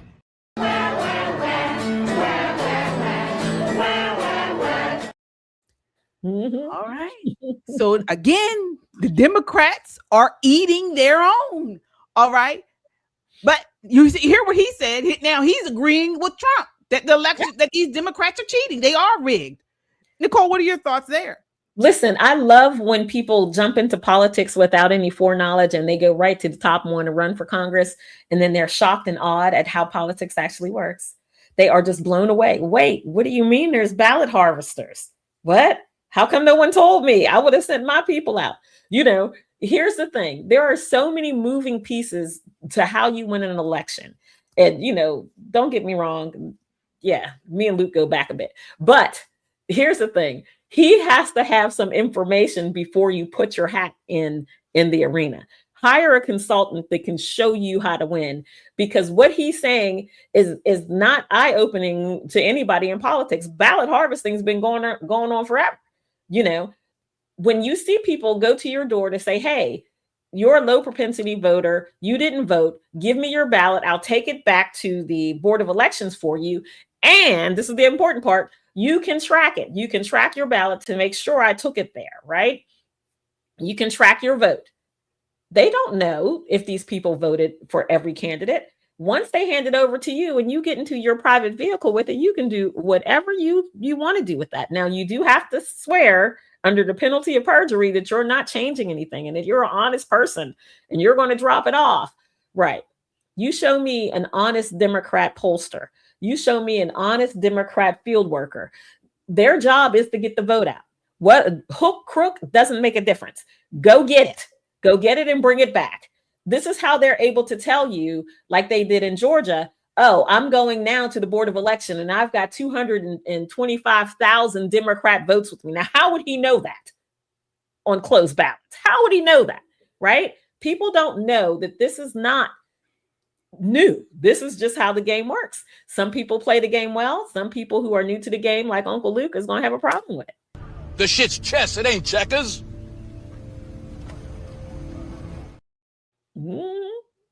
That's terrible. It's terrible. I mean, but I love his faith, though. I love that he's like, can you believe this shit? Yeah. Why a lot of us are like that? I mean, you know, but we know you are the political here, Nicole. But I've, you know, helped out on campaigns and stuff. It should be cheating if you're able not to so much to, you know, you're picking up ballots. But then you know they're changing the things. They're filling them out. They're telling the people what to fill out. I've been a election judge or election worker and seen how these Democrats at the polls, you know, tell people, the person comes in, well, what do I vote for? Oh, vote for the Democrat. That's not legal. That's not right. It's not legal. You remember they had black girl votes, paid for by the Zuckerbucks, going around in Baltimore City and all of the urban places in Maryland, knocking on doors with cute little jackets and gift boxes full of treats and whatnot in exchange for your ballot. That is against Maryland law. It's against federal law, but they did it anyway. They do it. They do it anyway. And listen, most people I can't even find their ballot. Wait, let me look around and see if I got it. And they just hand it over. Maybe they vote in one election and hand it over or for one candidate, but the rest of the ballot is blank. The rest of the ballot is blank. You get that thing in the car, and the only thing that's going to stop you from changing it is your conscience. That's the only thing that's going to stop you from changing it. And it is disgusting. And this is why for a very long time, Republicans stood firm against ballot harvesting. We stood firm against mail-in voting, all of these ways where your will, your vote could be changed. Now it's the law of the land. So game on. I mean, it's disgusting. Don't get me wrong. If I had my way, I would change it, but I can't have my way. But I'm not going to play checkers while the other team is playing chess. We're not going to do that. Well, I pray folks are waking up. I really do. I want to sound off in the chat, folks, and let us know what you think. Because again, we're talking in racial terms because Black folks primarily vote Democrat, not us three, but the majority of them do. So are your friends and family waking up? Do you think more Black folks are waking up? We as Republicans, as conservatives, got to wake up too, because we got to get our butts out of our seats, out of our houses and vote in these midterms. Otherwise, we're going to be up a creek. Okay. If the Democrats get the House and the Senate, they're going to impeach President Trump. And we're gonna have a major issue. What are you saying, Nicole? There. Listen, impeaching Trump is the least of our worries. If these Democrat socialists get into our government, they will do to our government what they've done to the Democrat Party. They will do the same thing. And it doesn't take long to be influenced by lobbyists. It doesn't take long, again, because once you're elected, you get that night to party and be grateful. The next day, you need to start raising money. The next day, you need to meet your party quota. You need to do the right things for your party, for your own campaign account. There are speaking requests. It is a never-ending wheel of things that need to get done. And that's even before you're prepped on any legislation that you're supposed to vote on or present to the floor. So it is not an easy job. It is not at all an easy job. However, I will say this. Once people get a taste of it, it's hard to let go. You're very powerful, very popular. You get all of these perks and whatnot. But it makes me, as an American, kind of sad to think that there'll be socialists sitting in those seats if Republicans don't get out and vote. If America it's not just upset. I mean, folks, it's scary. Wait until you see what we're about to tell you. I was going to say socialists. Super chats. Yeah, I was gonna say this may be what we're talking about, so I'm not sure. We have a super chat here. Is this oh my gosh, it's Mike P. Mike Key, how you pronounce it? Mike P. Thank you for your $10, Mike. Mike says he was in Taipei when this went down back in December 2019. He watched the mask go on, and in December after Christmas, flights were canceled. Fauci knew it by December 30th, 2019. Yes, that's a good point. I watched it from the shores of Taiwan. Thank you, Mike. Thank you, Mike, again for your $10. Melanie says the COVID censorship and control period was a pivotal time for me. It opened my eyes to what was really going on in politics. Yep. Thank you, Dad. Thank you for Malcolm. Bernie is back again. Thank you, Bernie. Another chapter in his diary. I pleaded the fifth 111 times. Congrats, Fauci, and up yours. Good job, Bernie. Mike is back again. Thank you, Mike, again. Pandemic taught me about politics. I was in school and practiced medicine, didn't know evil political machines existed. I was patient. I saw OR marks and bandanas for a virus. I knew a hoax 100%. All right. April, thank you. Thank you, April. Okay. Texas, thank you, Texas. Texas Scruffit, thank you for your $5. They don't have USAID to steal from. Thank you for that. Exactly. All right, thank you all for your super chats. This is Rio's family. Thank you for that. Thank you. So they gifted a Pop in Politics membership to someone. So thank you for that. Again, Rios family, hey, love you ladies. My husband said, where are those Poppin' Politics ladies at? I said, hold on, baby. Love y'all. All right. All right. Thank you for that. Rios family, again, thank you for. Okay, Mike, thank you. Byron Donalds, I'm here in Florida. Who says a gay, single, white, Christian, Republican, conservative man with 2 surrogacy babies won't vote black or conservative, not white, not black, American? Okay. Yes, let's do that. Let's do that. Absolutely. Thank you, Mike. All right, thank you all for that. Hit that like, share, and subscribe out there in chat land. Thank you for your support. Hit that notification bell so you also know when we go live as well. Absolutely. We got more coming, folks. It's not over here yet. We got a lot more coming. So we're talking about this black vote. We're talking about black folks, particularly because they generally, historically, primarily vote Democrat. We're hoping that they're waking up. It kind of seems like some of them are, particularly the men in the Democrat Party. They're saying, I'm not voting for these socialists. I'm exposing these Democrats. And one of them is a black pastor in Baltimore City. All right. Have you all been following what's going on in Baltimore City with the mayor? Okay, we want to bring to you what's going on here. So just to give you a heads up, basically, this has been a months-long power struggle over the independence of Baltimore's Office of Inspector General, OIG. Now, it's not just in Baltimore. This OIG investigations, there's also one, I think in Wisconsin and a couple other areas around the country. They're exposing many of these Democrats in leadership. But here in Baltimore, Maryland, the OIG, her name is Isabel Cummings. All right. Her role, she's been in the role since 2018, and she was reappointed for a second term. She's the city's independent watchdog for waste, fraud, and abuse. Well, the mayor of Baltimore City's administration has restricted her office's longstanding direct access to city records and is treating her now, she's treating her OIG subpoenas as ordinary Maryland Public Information Act requests, subject to redactions, delays, and withholdings. What did she do? She sued them. All right. So the core fight centers on records tied to the mayor's office of neighborhood safety and engagement.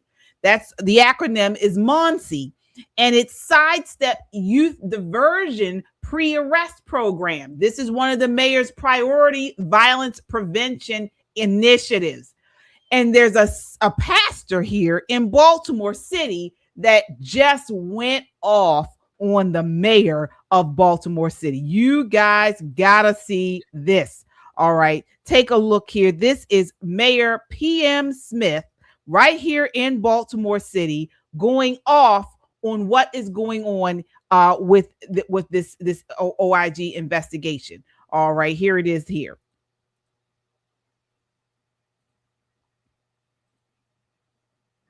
All right, so we have, I want to take you all to a particular spot here. Miss Cummings. Can you hear it? She's going to prevail. I have another legal question for you too, Pastor Smith, just in understanding how this might work. When that decision comes down, do you think that this would come down just based on an investigation into the sidestep program, as you know, what they're currently discussing, or could this be for all future investigations? All future investigations. I hate to say I told you so. Our young mayor is hiding something. All right. He's preventing Miss Cummings from finding out. In the past, there was always direct access by her. In the past, the city law department and the OIG worked collaboratively, and that's the judge's word, yet independently. They trusted each other to get to the conclusion, to get to the bottom line when it came to waste, fraud, and abuse by our government. Now, I will say this to you as we close. Sure. The plot thickens. All right. All right. And the news tightens around the neck of somebody in this administration. I'm afraid it might be our young mayor. Woo! All right. All right. Shelly, I want to get your thoughts. What are they hiding?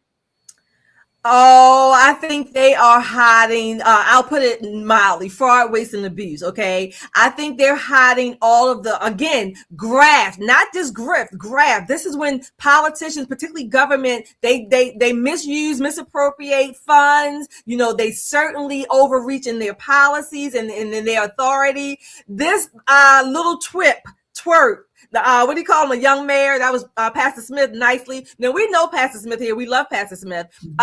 Brandon Scott had the audacity to turn off the access for Isabel Cumming to her to have the access for the reports that she needs when she's investigating the city, the funds, the different departments. He basically turned it off. He allowed her, or he sent her fully blacked out pages. Okay. Fully redacted pages of requests blacked out. All of a sudden now she's not having access, or she can't have access to private information. This is a duly elected city or state employee, the inspector general. The inspector general has access to every damn thing. Okay. But Mayor Scott, I believe, in my never to be humble opinion, he is hiding all of the corruption, not just with Sidestep, Monty overall. Monty, the Safe Streets programs, where all of these reformed criminals, I guess, are policing the neighborhoods, okay? This is all talk about ego. This is about his ego, which is bigger than he is, okay? Way bigger than he is, because he's not that big of a man. But his ego is 2 times the size of himself. So this is what he's hiding. Pastor Smith, Pastor Smith just tells it like it is. Pastor Smith just tells it like it is. That's it. Yeah.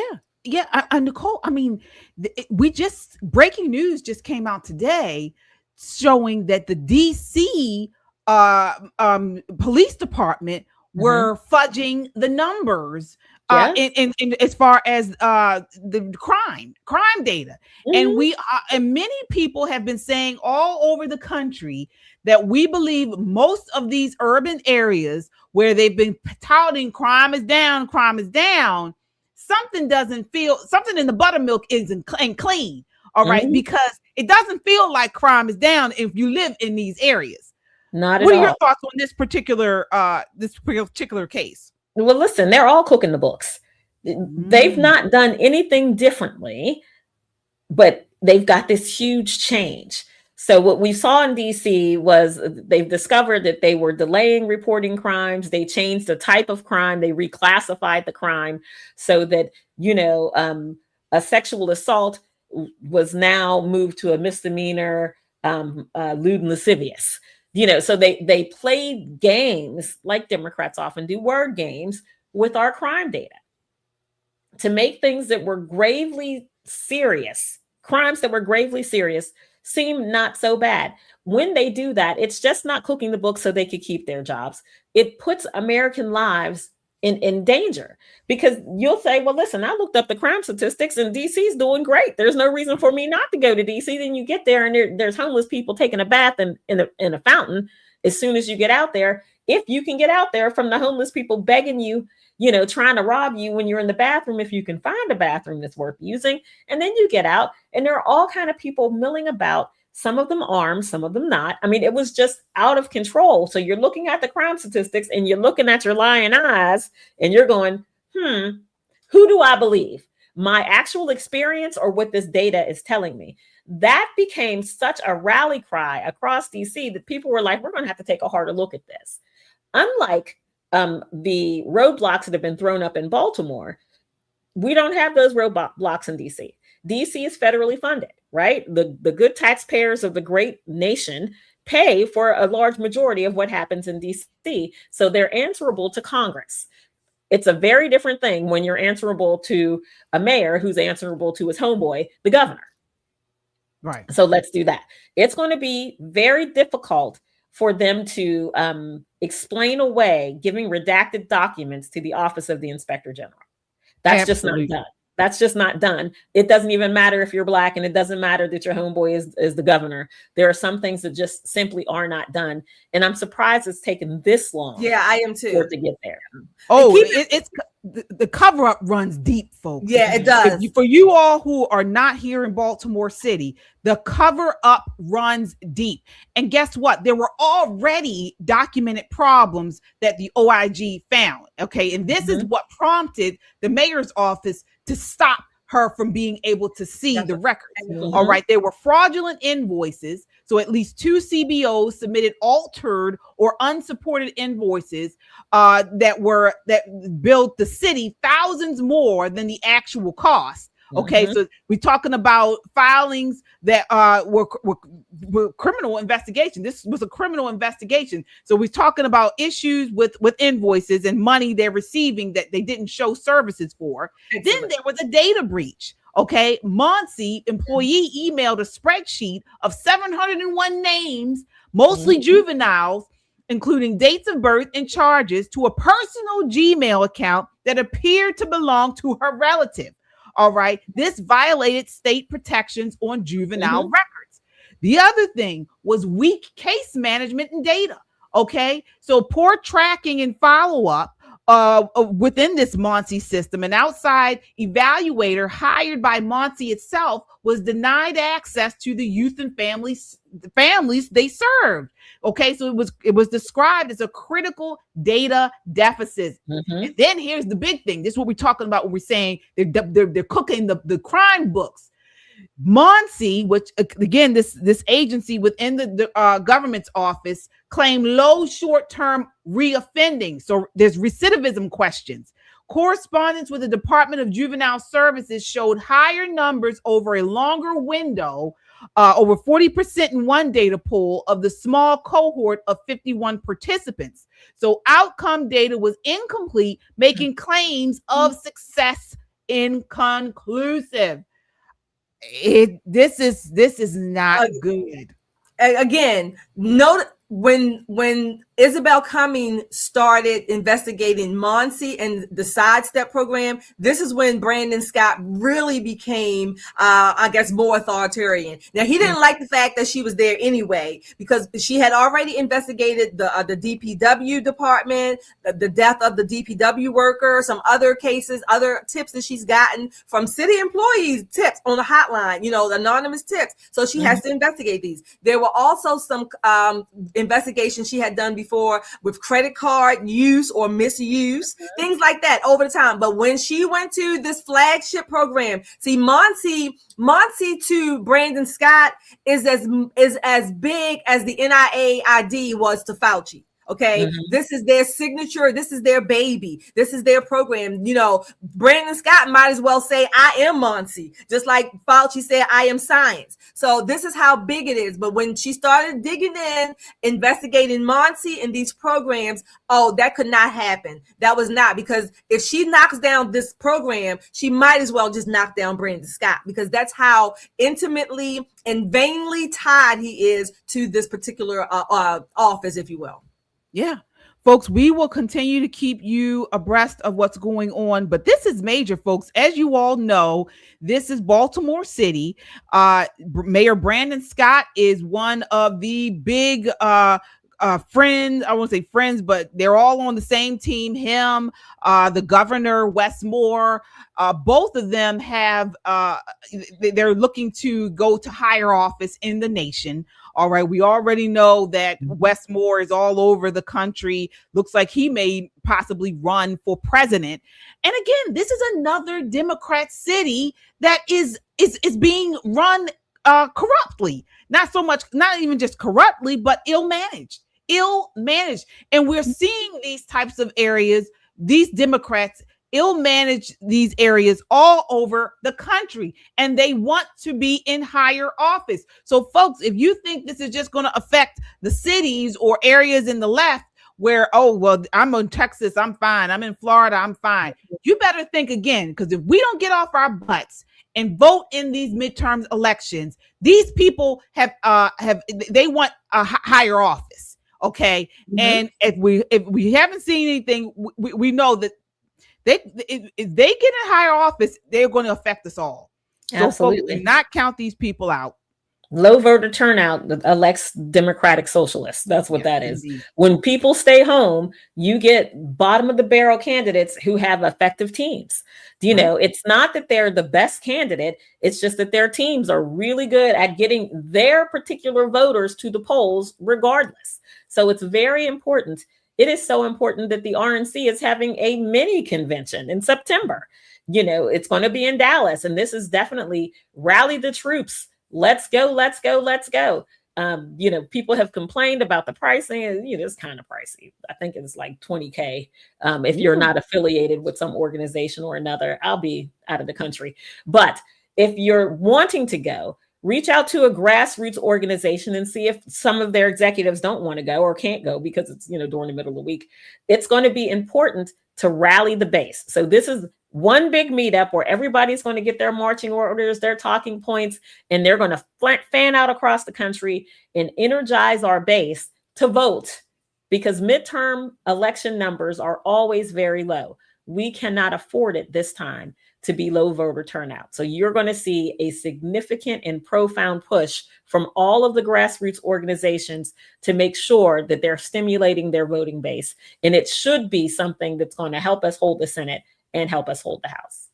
All right, folks, as you come in, hit that like button. It helps to get this video out in front of a wider audience, and we appreciate the support. Folks, we got to stick together. We got to fight back against this corruption. We have a country to save, and we can only do it together. We can only do it as we rise up against this tyrannical government, okay? And I'm talking about these people who some are in office and some who want to be in office. All right. And that takes us to Mondami. Okay, folks, this is getting scary. Mondami just put a hit list out on affluent homeowners in New York City as he moves to let more and more people out of Rikers. Okay, don't take our word for it. This is clip 10. This is a Democrat strategist, former Democrat strategist, talking about it, and even he sounds pretty rattled. It's stunning. So there's two parts to this. The first is just the public policy of kind of trying to name and shame, right? What if a mayor put out all the people on food benefits, public housing, SNAP, and said, gosh, these are the people who make me pay high tax rates because there's so many people on the public dole, right? How outrageous is this? People would be horrified, right? So there's a real public policy kind of privacy issues. You don't put your tax returns out. As you said, they didn't just put who, they put their physical addresses. And that goes to the second issue, which we had when Ken Griffin, who is one of the most prominent hedge fund managers in the world, used to live in Chicago, left for Florida because of taxes and crime.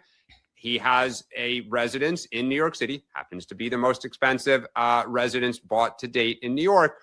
Mondani actually did an ad filming in front of it.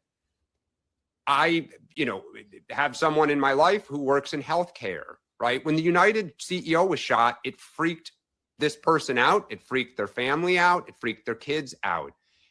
Do I think that there are crazy people who hear about some rich person who has a second home and might not sit outside their house? And look, it's not that they're going to necessarily kill them, although that's a possibility.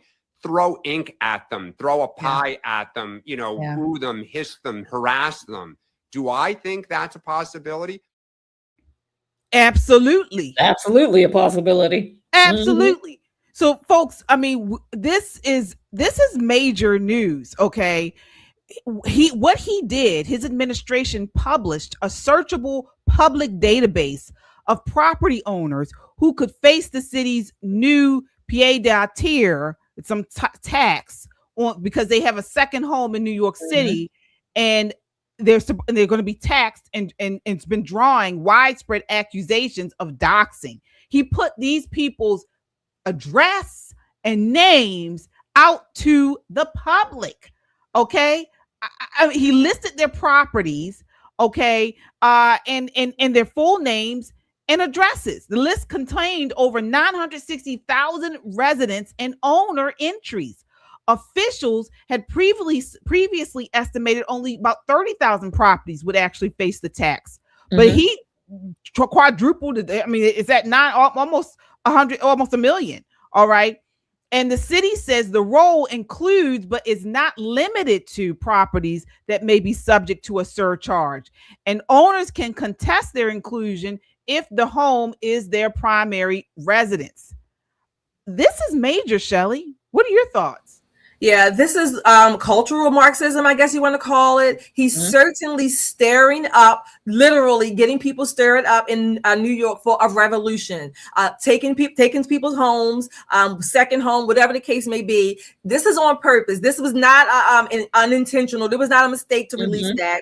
You know, again, any state you go to, you can look up property, but typically you don't have all of this data listed, you know, for personal information. But this is on purpose. He's trying to stir up the people to cause a resolution to actually threaten these people, these wealthy people. And if they leave, I hope they do leave New York. I hope they do leave, since New Yorkers seem to be taking this and allowing this, because I don't hear much pushback from New Yorkers. Maybe there's a news block out somewhere that I'm not hearing, but I don't hear many New Yorkers, the regular people of New York. You think that this is going to benefit you? You think Mondami is doing this for the people? Well, guess what? When those wealthy people leave, the top tier, whatever it may be, who's going to be the next wealthy? You middle class people. Your houses and your land and properties are going to be the ones that he's going to come and tax and dox and scare so that they can get money from you. That's why I hope people do leave New York City. I hope they do, and leave it.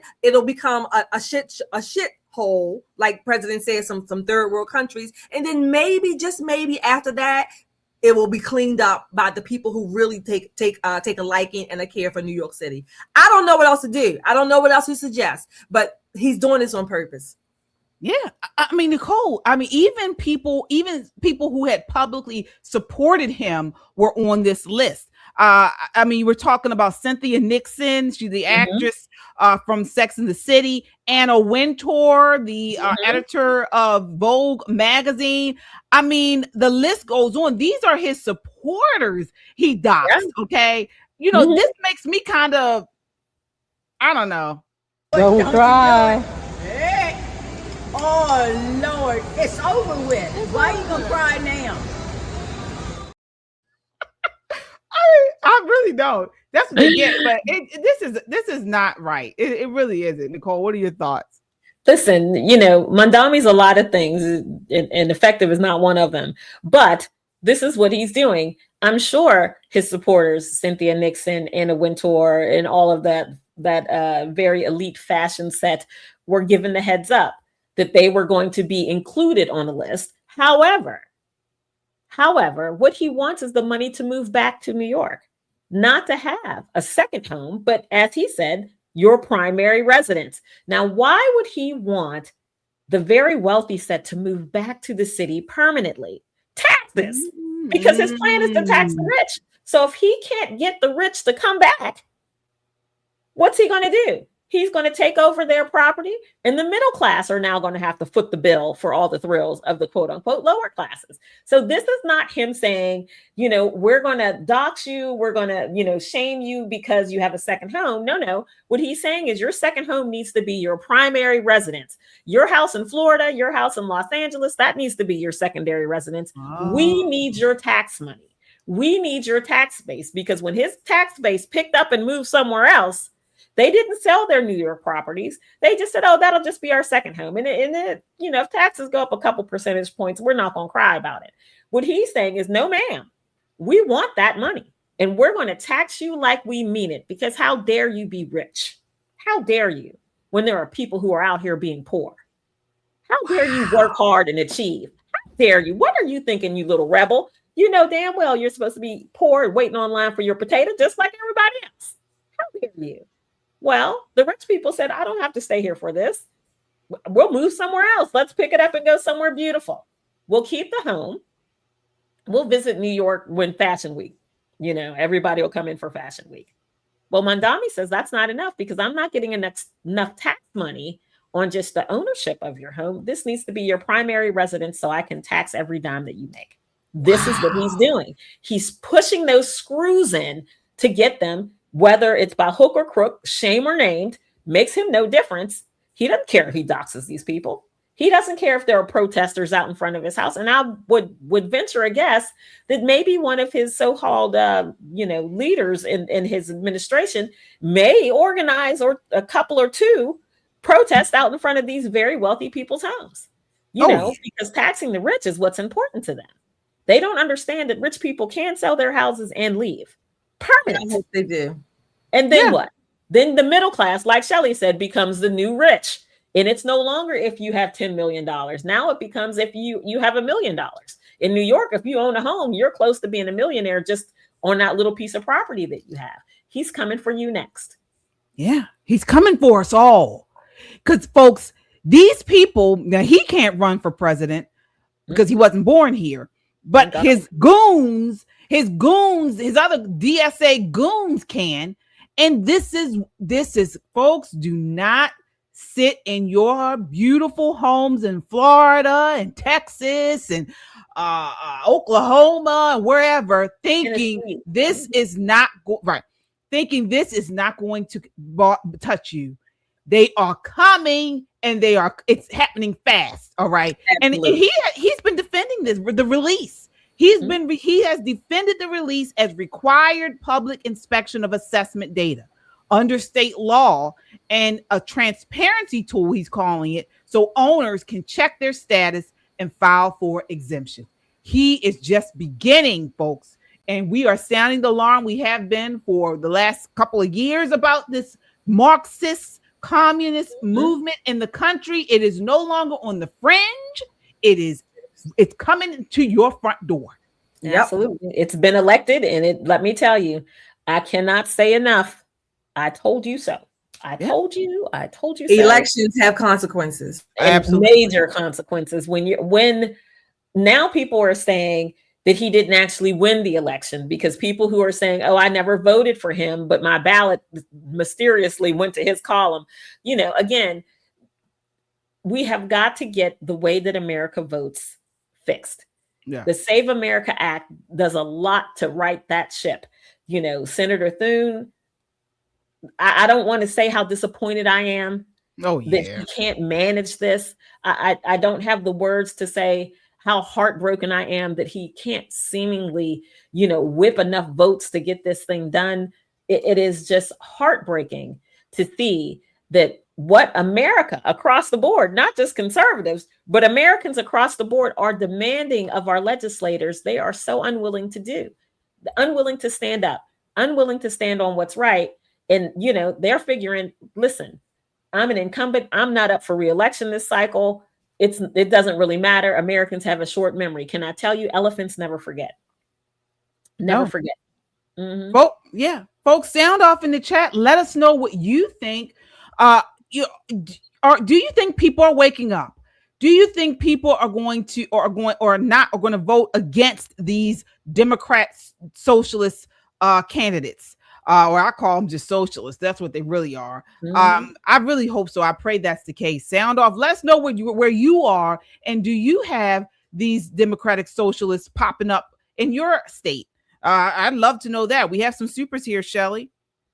All right, Mike is back again. Thank you, Mike. There are so many Latinos and Blacks in Florida who are 100% conservative. Woo-ha! It's the gays and feminists down here who are libs. I'm gay, but I don't get involved in the rainbow crap. I'm just American. All right. Unapologetically American. That's right. Mm-hmm. Blah, blah, Black Sheep. Thank you again. Is there a way to open a class action on Fauci? How about an ass action? That's what he needs. He needs to be trimmed up by his ass. Ass action. That's what he needs.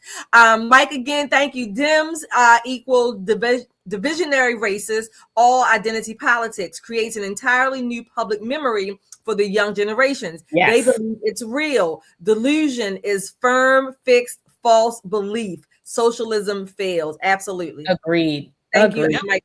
Yes, boy, indeed, he really nailed that. Mm-hmm. Absolutely. We got to come together.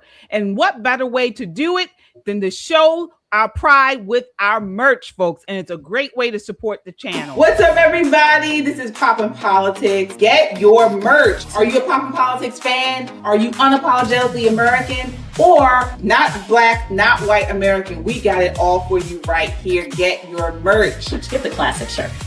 Classic. Goes with everything, comes in a variety of colors. Smart, edgy, conservative, like us, like you. This is a great way to support the channel. Click the merch button. There is no shame in being an American. Get your shirt today and be unapologetic about it. Get your shirt, wear it, and be a proud American. You can get it all in t-shirts and hoodies. You can get it in stickers, on bags. You can get it all on our website, metroconservativemedia.com, or our YouTube page, Pop and Politics, and tag over to store. You can get your merch and show you're proud to be an American and support Pop and Politics. All right, folks. We love you guys. We appreciate the support. Please go to our YouTube page. On the home page, you can tab over to store and get your merch. Also, this is our second to last show of the month. We appreciate the super chats. You know, it helps us continue to push out this content. Any amount is appreciated. We really would love to close out the month with a bang. So again, your super chats go a long way in helping us helping us get there.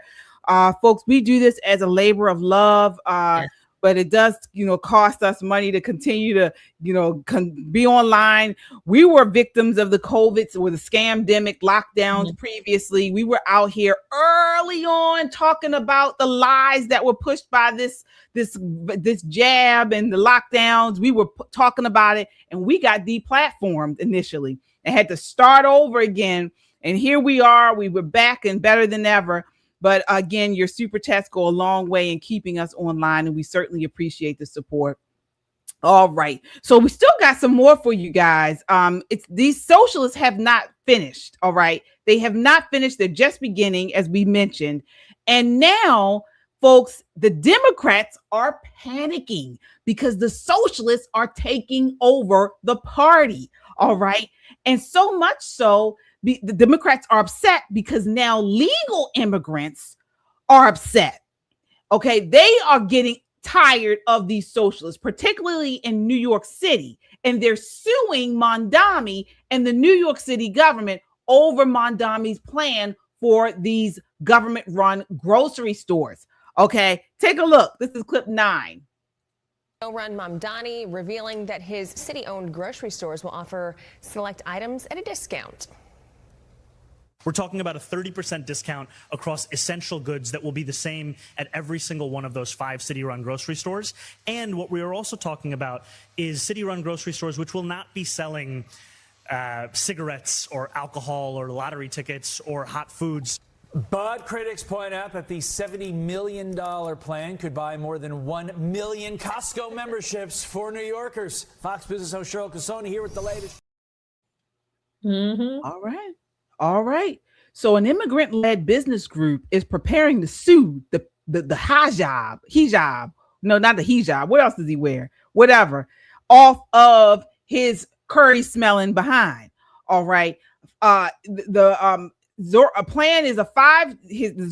Mondami's plan for 5 taxpayer-funded city-operated grocery stores. This is what it is. But the Multicultural Business Coalition, the MBC, representing dozens of chambers of commerce and immigrant-owned businesses, Asian, African, Caribbean, Hispanic, Middle Eastern, Jewish, South Asian, and others, are suing him, and they voted this week to file the lawsuit, so it's coming. Nicole, what are your thoughts? Well, it's about time. So these very same people who were so excited to have free stuff now understand that nothing is free. It's coming at the expense of your business. He's openly saying that he's going to undercut your prices by 30% at 5, not 1, but 5 stores across the city. So if you're a bodega owner and the store across the street, you have $5 bread, the store across the street has bread for $3.25. Where do you think people are going to shop? He's literally putting his hand in your pocket up to the elbow and he's smiling at you while he's doing it. Oh, and by the way, your taxes are going to get higher because somebody's got to make up that 30%. Who do you think it's going to be?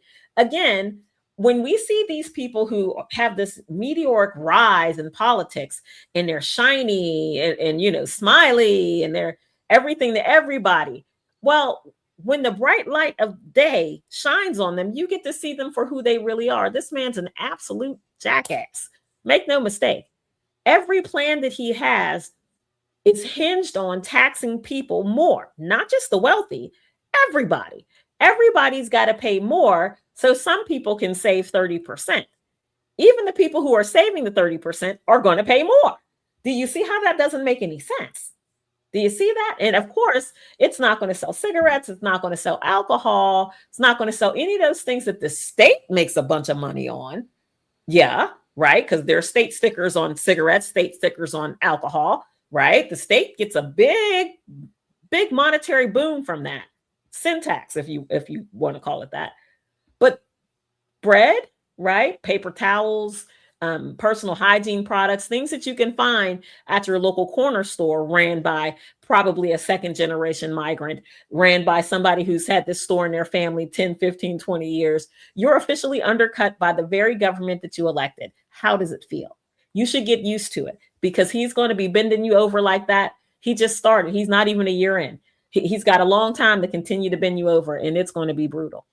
Oh yeah. It's going to be brutal. It's going to be raw. Shelly, what are your thoughts? When I heard this, again, the 5 stores, I also thought about not only are taxpayers paying for these stores, okay? Somebody put in the comment, I think it was Porky. I was thinking the same thing, Porky, the suppliers. So if the items are going to be 30% less or 30% less for whatever the items are, then how are you going to pay for the cost of the supplies that come in? So where are you going to buy? Because that means you're 30% under cost. So you can't buy bulk supplies because you have to pay the supplier whatever the amount is. You're already 30% in the red, so to speak. So you have to make up that difference. So the taxpayers are paying for the stores. The taxpayers think they're getting a 30% discount, but no, you're going to have to make up that difference. And remember, grocery stores don't have a huge margin anyway. Okay, yep. which is why they sell so many items, because they try to do it on volume and the variety of items. So you're going to make up that 30%. How? Another thing, since you have these prices at a 30% discount or these items at a 30% discount, how are you going to keep the shelves stocked for the people who are coming in to demand the products? Again, economics 101, supply and demand. He's not going to meet either, and there's no profit margin for him to do so. There goes, like you said, Nicole, the bodegas, the other grocery stores. So once those other grocery stores start disappearing, the 30% discounted free stores or whatever they're called, city-owned stores, how are you going to supply the needs for all the New Yorkers in that area, in whichever borough it may be? You're not. This is all a scam. It's a sham. It's a mockery of a sham. I don't care how you want to call it. You think you're getting free stuff. Well, your SNAP card is going to snap in half. You might as well snap it in half. It's going to snap in half. And it's going to drive up the cost of everything. We know anytime the government starts to subsidize an industry, it drives up the cost. Look at the college education. You know, the government heavily subsidizes the colleges, and now it costs hundreds of thousands of dollars to attend college.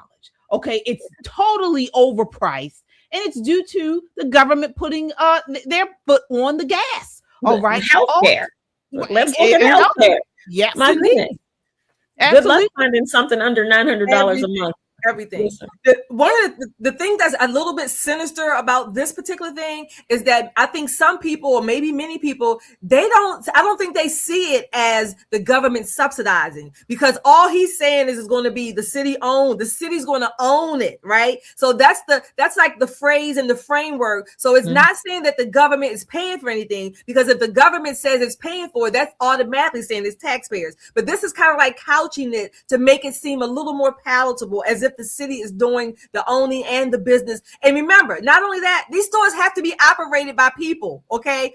who's going to operate them? This New York Economic Development Corporation, they may find people to work there, but you think they're going to work for how much money? How much money are they going to work for? They're going to demand more than minimum wage, right? Because that's just a living wage. They can't live off of that.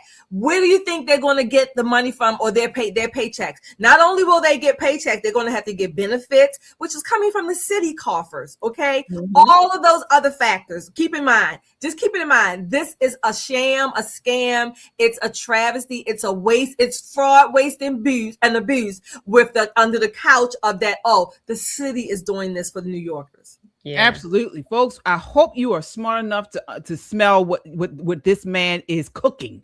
All right, $70 million initiative is what it is for one city-run supermarket in each borough. Okay, and they're being sued. Okay, so this coalition that is suing them, they're suing them for unfair competition.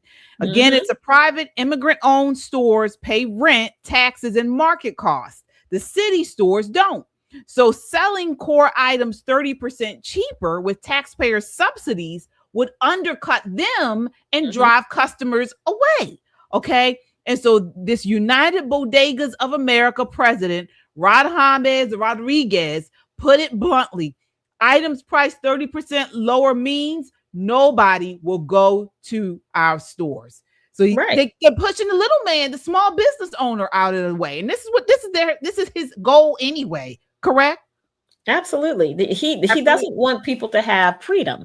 Freedom is something that frightens him because people who are free are not controllable. Right. So what's he do? He promises you the moon while he stabs you in the back. And he's been stabbing you in the back for less than a year, but most of y'all dead already. Most of you that have severed spinal columns, you can't even feel your legs no more. And we're just getting started. Once these bodegas and the mercados go out of business, where will local people get their food? They're going to have to wait online at these city stores. Right? That won't be stocked. That won't have what you want. One store in each borough is not going to feed the whole borough. Nope. The boroughs are going to have. What kind of food do you think they're going to have? Folks, anybody who's gone to New York City knows a lot of these small time shops, they have really good food. All kinds of food you can get. Caribbean, like these immigrants that are saying that they're suing. You can get Caribbean food, Mexican, Indian food. And they have, and they specialize in different things in these shops, So a lot of times, at least when I go to New York City, I like some Caribbean food. I go there because I can get things there that I can't necessarily find here in Baltimore. He's closing those shops down, and you're going to be eating rice and beans, smelling like some smelly sand person. That's right. Yeah, they want halal. They want halal. They want you in the burqas, and they want the prayer 5 times a day, and have those stores open according to the prayer schedules. Oh yeah. All right. So, folks, we're sounding the alarm. Please like, share, and subscribe. Get this word out to more people so we can make more people aware. Get off your butts and vote in those midterms. Absolutely. Okay? Vote them out. Keep them away from our legislature, from the areas where they can make decisions. We got to do it. Wake up, folks. Wake up.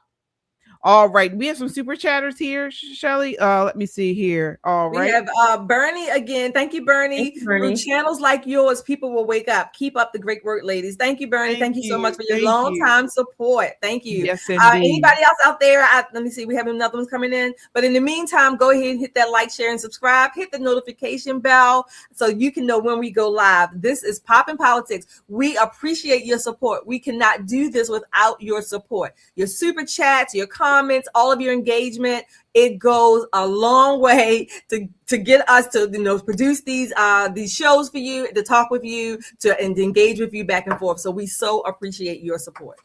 Absolutely. And we are calling out these commie leftists. This is what we are here to do, because not enough people that look like us do it. And so this is what we're here to do. And Queen Commie, we got to call out before we leave here tonight is Sunny Hostin. All right. Sunny Hostin had the nerve, the audacity to move her crusty lips and talk about being owed reparations. All right. And her own ancestors were big time slave owners. Okay. And we're not just talking, we want to bring it to you and show you what exactly went on. Take a look here. And so what this is about is money, Joy. Yeah. This is not about anything else. It's about this country trying to avoid paying African Americans our due.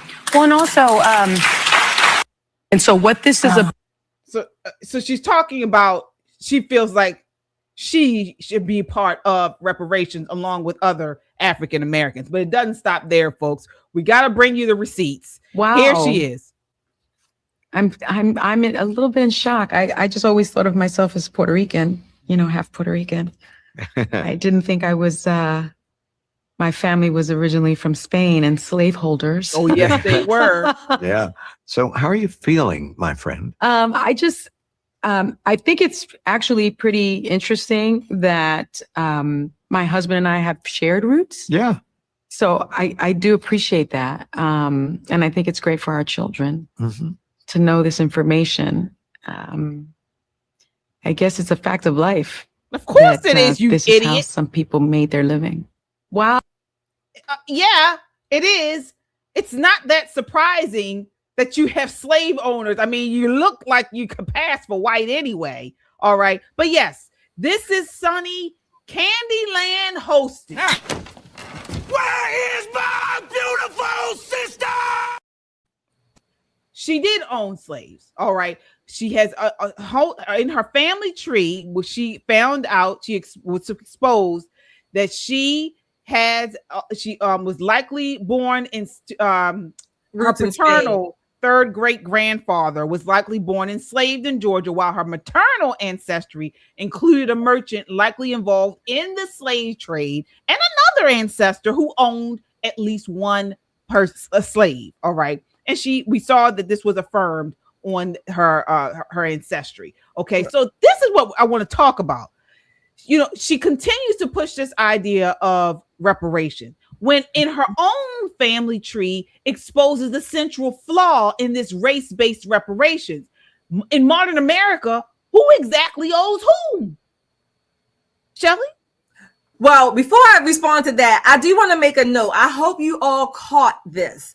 Mm-hmm. Notice the shock, the glee. She was twice as gleeful about it because she said she and her husband had similar roots. So they got two sets of slave owners and they were kind of excited about it. I mean, hell, she didn't look like she was too shocked. She might have been shocked, but she didn't look too upset about it. She was making a point. Oh, my husband and I, that's good for our family, our children to know. We had slaves. Thank you, Master Sonny. Thank you, Master Sonny. They had the slaves and they loved it. This is another way for Sonny Hostins of the world and her husband, who was alleged to have been in a medical scam as well, a medical scam. This is another way for them to basically use this reparations grift, okay? She wants to be so badly on the bandwagon of helping the people and her sisters and brothers, and this wench is from slave history, a slave-owning family. So this is a grift. Who's going to pay? Is she going to pay herself?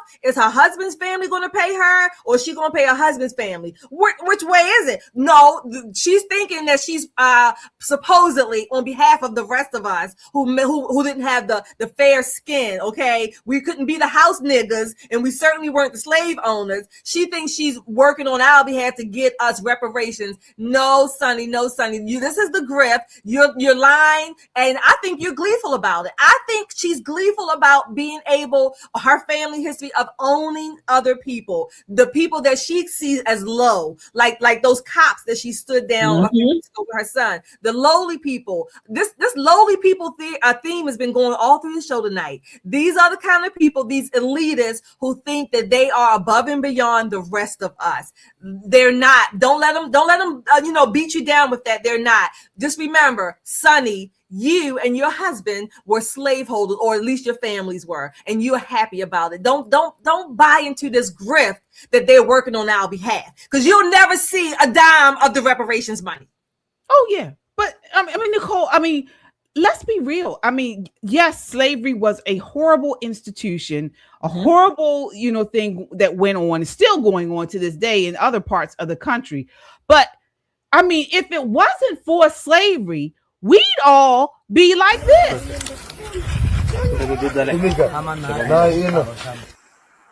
Oh my gosh, thank God for slavery.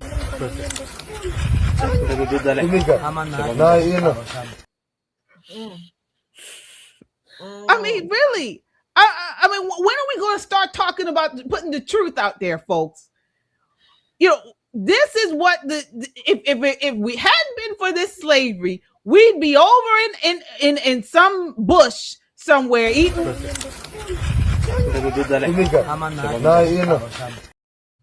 Can't take it. Monkey Crunch.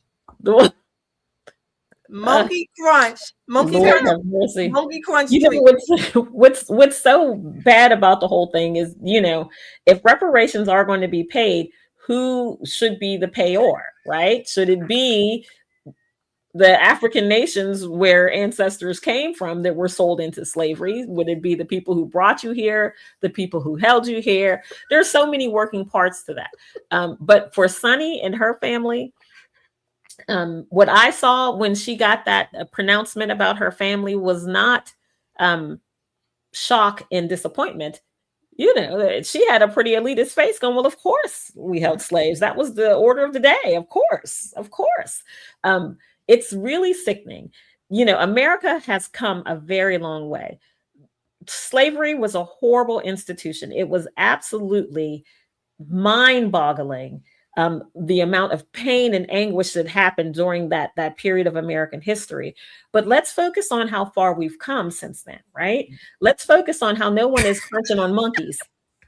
I'm sorry, I'm reading the comments. Monkey Crunch. Let's not do monkey crunch. Look how far we've come. And there's no need for extra hot sauce. Just... Folks, people do that. I know personally people who have play it again. Done it. No, I don't want to mess anybody up, but no, play it again. Come on, let's Monkey Crunch. There's Nestle Crunch, and then there's Monkey Crunch. Yeah, I mean, folks, that's a true video. That's someone in Africa. I don't know which country, and they're eating Monkey Crunch. Play it again. Hit it one more time.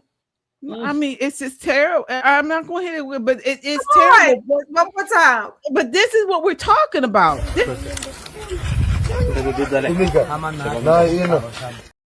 what we're talking about. But I want to go deeper on this. This whole talk of reparations. Okay, now, first of all, I'm not going to pretend history didn't happen. We all know that slavery happened. But we are also not going to chain living Americans today to the sins of dead people. All right? And this is what she tries to do. This guilt is personal. The responsibility is personal. Judge people by what they do, not by the color of their skin or the blood in their family tree, Sonny, slaveholder Halston. So if we're serious about helping struggling Americans like the left says they are, then deal with the real problems in front of us, like failing schools, violent crime, broken families. Okay? Help people based on actual need, not their racial ancestry. Right. But this is what they try to do. They play on emotions. That's what this is. This argument. It's an emotional ploy to keep us living in the past and not moving forward to the future. Do you know what's going to be interesting is the closer we get to the midterms, you're going to hear this ramp up. You're going to see them rolling out every race baiter they can every time they have an opportunity to, because it does motivate a particular subset of Black people. It motivates them. It encourages white guilt. So it motivates that part of their base. They're going to do what they need to do to turn out the vote. And again, folks, this is not about righting a wrong, because they had 8 years of Barack Obama. I don't even want to, maybe 6 months of Joe Biden. Technically, he was still the president, but he wasn't all there. All of his marbles weren't rolling in the same direction. They have had ample opportunity to make reparations if that is indeed what they intended to do. but they continue to use it as the ace in their pocket, their trump card, if you will, to motivate a certain subset of Americans to do what they want them to do. And it is disgusting and it's sick, but it's effective. It's effective. And again, winning elections is what this is all about. Don't lose sight of that. Winning an election is what it's about. Getting power, retaining power is what this is all about. So when you see all these race baiters coming out and they got some new thing, they're arguing about, you guys remember when they shut the government down earlier this year and people were like, oh God, we're shutting the government down over healthcare. When was the last time you heard Democrats mention healthcare? Right. Yeah. Right. I'm going to wait, but I'm not going to hold my breath. It was a ploy. It was a ploy to trigger something in people to say, oh my God, they're trying to take away my health care. These horrible Republicans, we can't vote for them. You're going to see that same thing ramp up, that very same thing ramp up. And I'm going to be honest with you. You're going to see conservatives and Republicans ramp up the Americana, ramp up the patriotism, ramp up how great this nation can be. Make America great again. You're going to see lots and lots of hats. You're going to see lots and lots of people waving the flag. There's a reason for that. These elections have to be won by people who are going to either change our culture to something that we don't recognize or maintain the American way of life. And for both sides, it's life or death. And they're going to do what they got to do to win. Absolutely. And the thing that makes me so upset about this is their outrage is so fake. Okay, folks, 50 million people live in modern day slavery right now. All right, right now. Forced labor, debt bondage, forced marriage, trafficking. All right. This is all, you can find this information right on the Walk Free's Global Slavery Index. Okay, the GSI. Roughly 28 million are in forced labor, 22 million in forced marriage, and annual illegal profits from forced labor alone are 236 billion with a B. Okay, North Korea, Saudi Arabia, UAE, Kuwait, all these places still have modern day slavery. India, China, North Korea, as I mentioned, Pakistan, Russia, Indonesia, Nigeria, Turkey, Bangladesh, all of these places. You don't hear the left talking about this in these areas. No, you hear about them talking about USAID sending money over to these areas. They want to fund it. These people are sick. They're sick and they make me sick. All right. Final thoughts, ladies. Shelley. Oh gosh, so many things. But one of the things I just want to reiterate, everybody out there in chat land, look, this is our country. We the people. I can't remember the Florida senator's name, the female that was in a hearing today. Like she kept saying, the American people are our bosses or their bosses. Remember, they work for us. It's not the other way around. Just keep remembering that. Stand up, speak up, strap up if you have to, but certainly show up and do all the things that as Americans, as our Constitution allows us and authorizes us to do. And don't eat monkey crunch. Oh my gosh. Nicole, final thoughts. I agree with Shelley. Monkey crunch is highly overrated. Hot sauce or no. I don't want it jerked. I don't want it curried. I don't want it grilled over an open flame. No monkey crunch. But in all seriousness, folks, this nation is worth fighting for. We are the beacon of truth and light in this world, and we can't lose sight of that. I know it's hard because, when we get around election time, it's all of these eyes on every little thing that's wrong with us. But the truth is there's so much more that's right with us that we lose sight of. Think about all the people who came here for the World Cup and they were like, wow, this place is much better than they told us it was. And they did just kind of scratch the surface of who Americans are and what our nation is really about. We can't lose that. So you're going to hear from me, especially about voting in these midterms. It's not enough just for you to go vote. I need you to get your husband, your wife, your boo thing, your side piece. Everybody needs to go cast their ballot. And you should vote a straight Republican ticket. You hear me? Mm-hmm. Straight down. You ain't even got to look. Just hit all the R's. Just tick them right on down, because we have to save our way of life.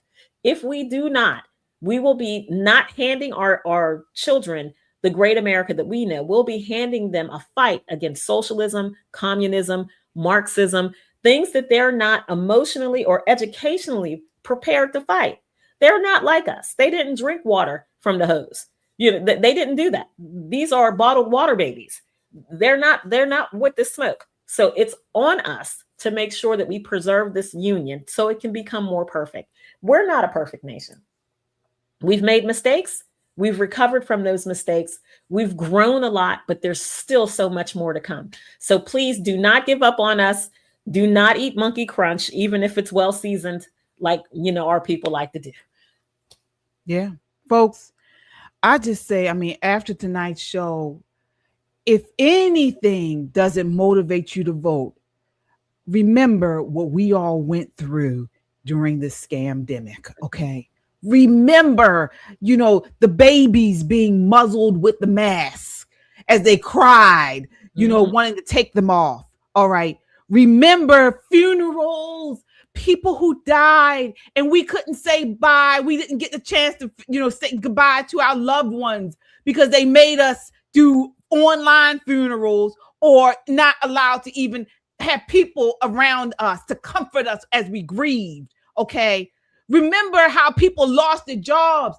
To this day, there are still businesses that never reopened in our area because they were closed down due to the draconian lockdowns. All right.